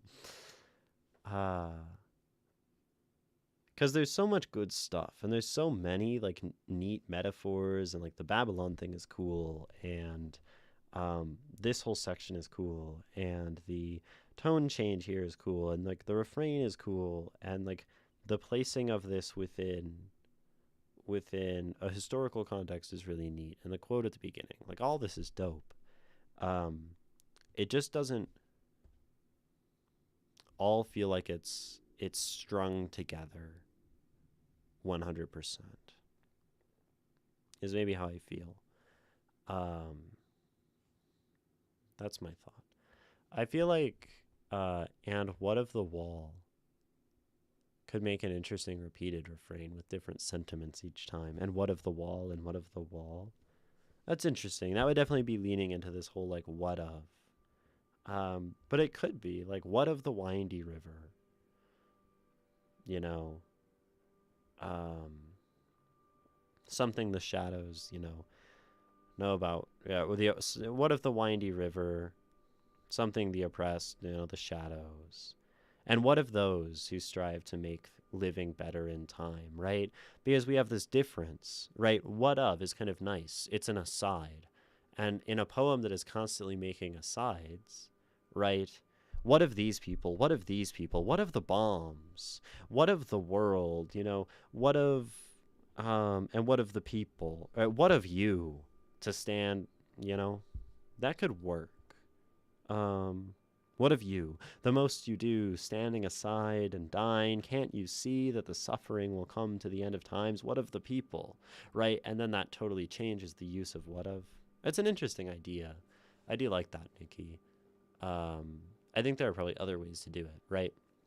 That's a way to, through words, through like, yeah, through a refrain, tying it together. I think you could tie it together through following something in particular as a narrative device.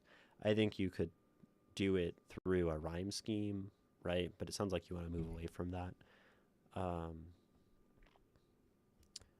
If I move the dirty skeletons to before the bombs, then edit the UC stanza, it should flow should flow better.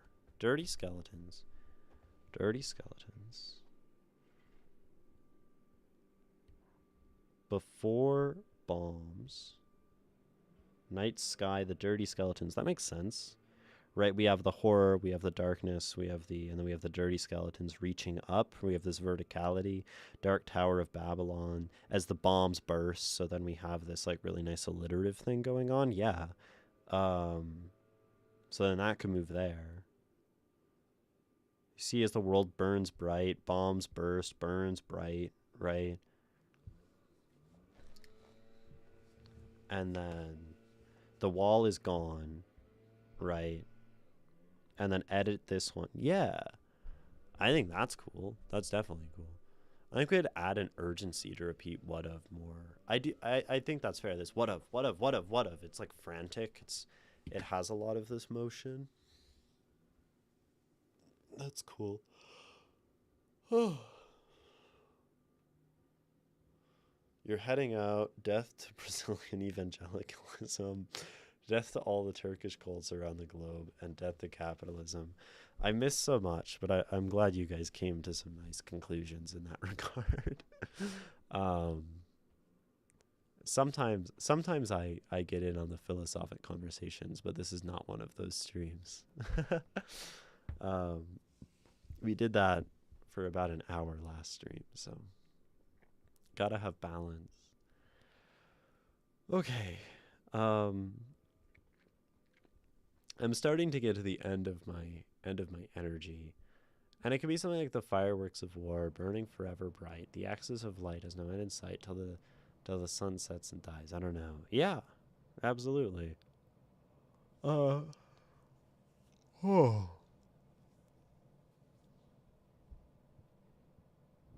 Yeah. Cognition. Cognition is not cognizing. Is what I'll say.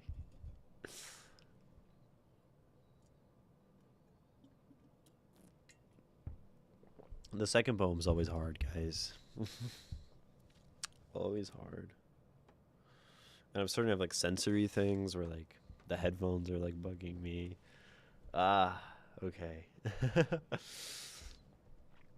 Fumes.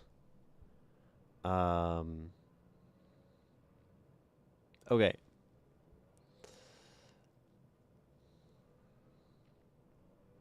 I think that's some ideas, right?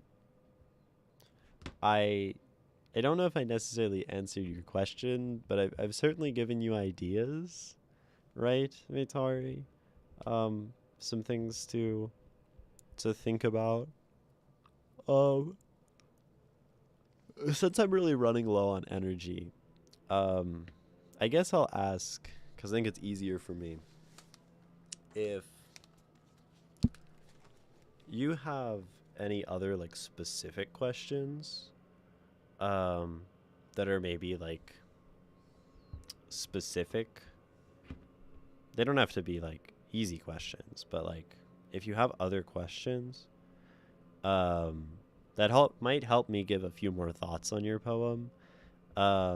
If not, if there aren't any other questions about this, I'm not sure I will make very much productive headway um just by continuing to read it because I am pretty tired as we suddenly hit the 200-minute mark of the stream. So, um, yeah.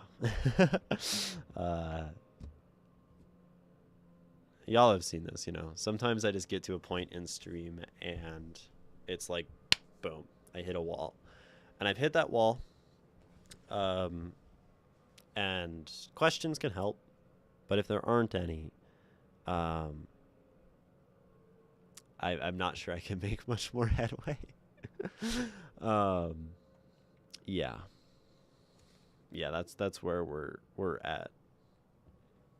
I do like this poem. I think there's a bounty of well done things. I don't have any more questions. Thank you, regardless. Okay, I hope that was helpful. It seems like you have some ideas and you have some like direction to go. Um, and that's very important to me. So yeah, great piece. Yeah, it's dope. Um, it's very cool. I think it's like a very good premise and a very like poignant thing for, you know, the modern time. Um, I think, right, it's nice, like, positioning America as, like, the new USSR in some capacity. I mean, unless it's not referring to America, it could be referring to, like, Israel or Russia. Could just be Russia again, but America's just about the worst. Um, there really needs to be like a major foreign leader who directly challenges Trump. But there's not like a foreign nation that's powerful enough except China, and they're not exactly like a bastion of like freedoms and equality for people and like good morals. World's fucked. Anyway, thank you for submitting this.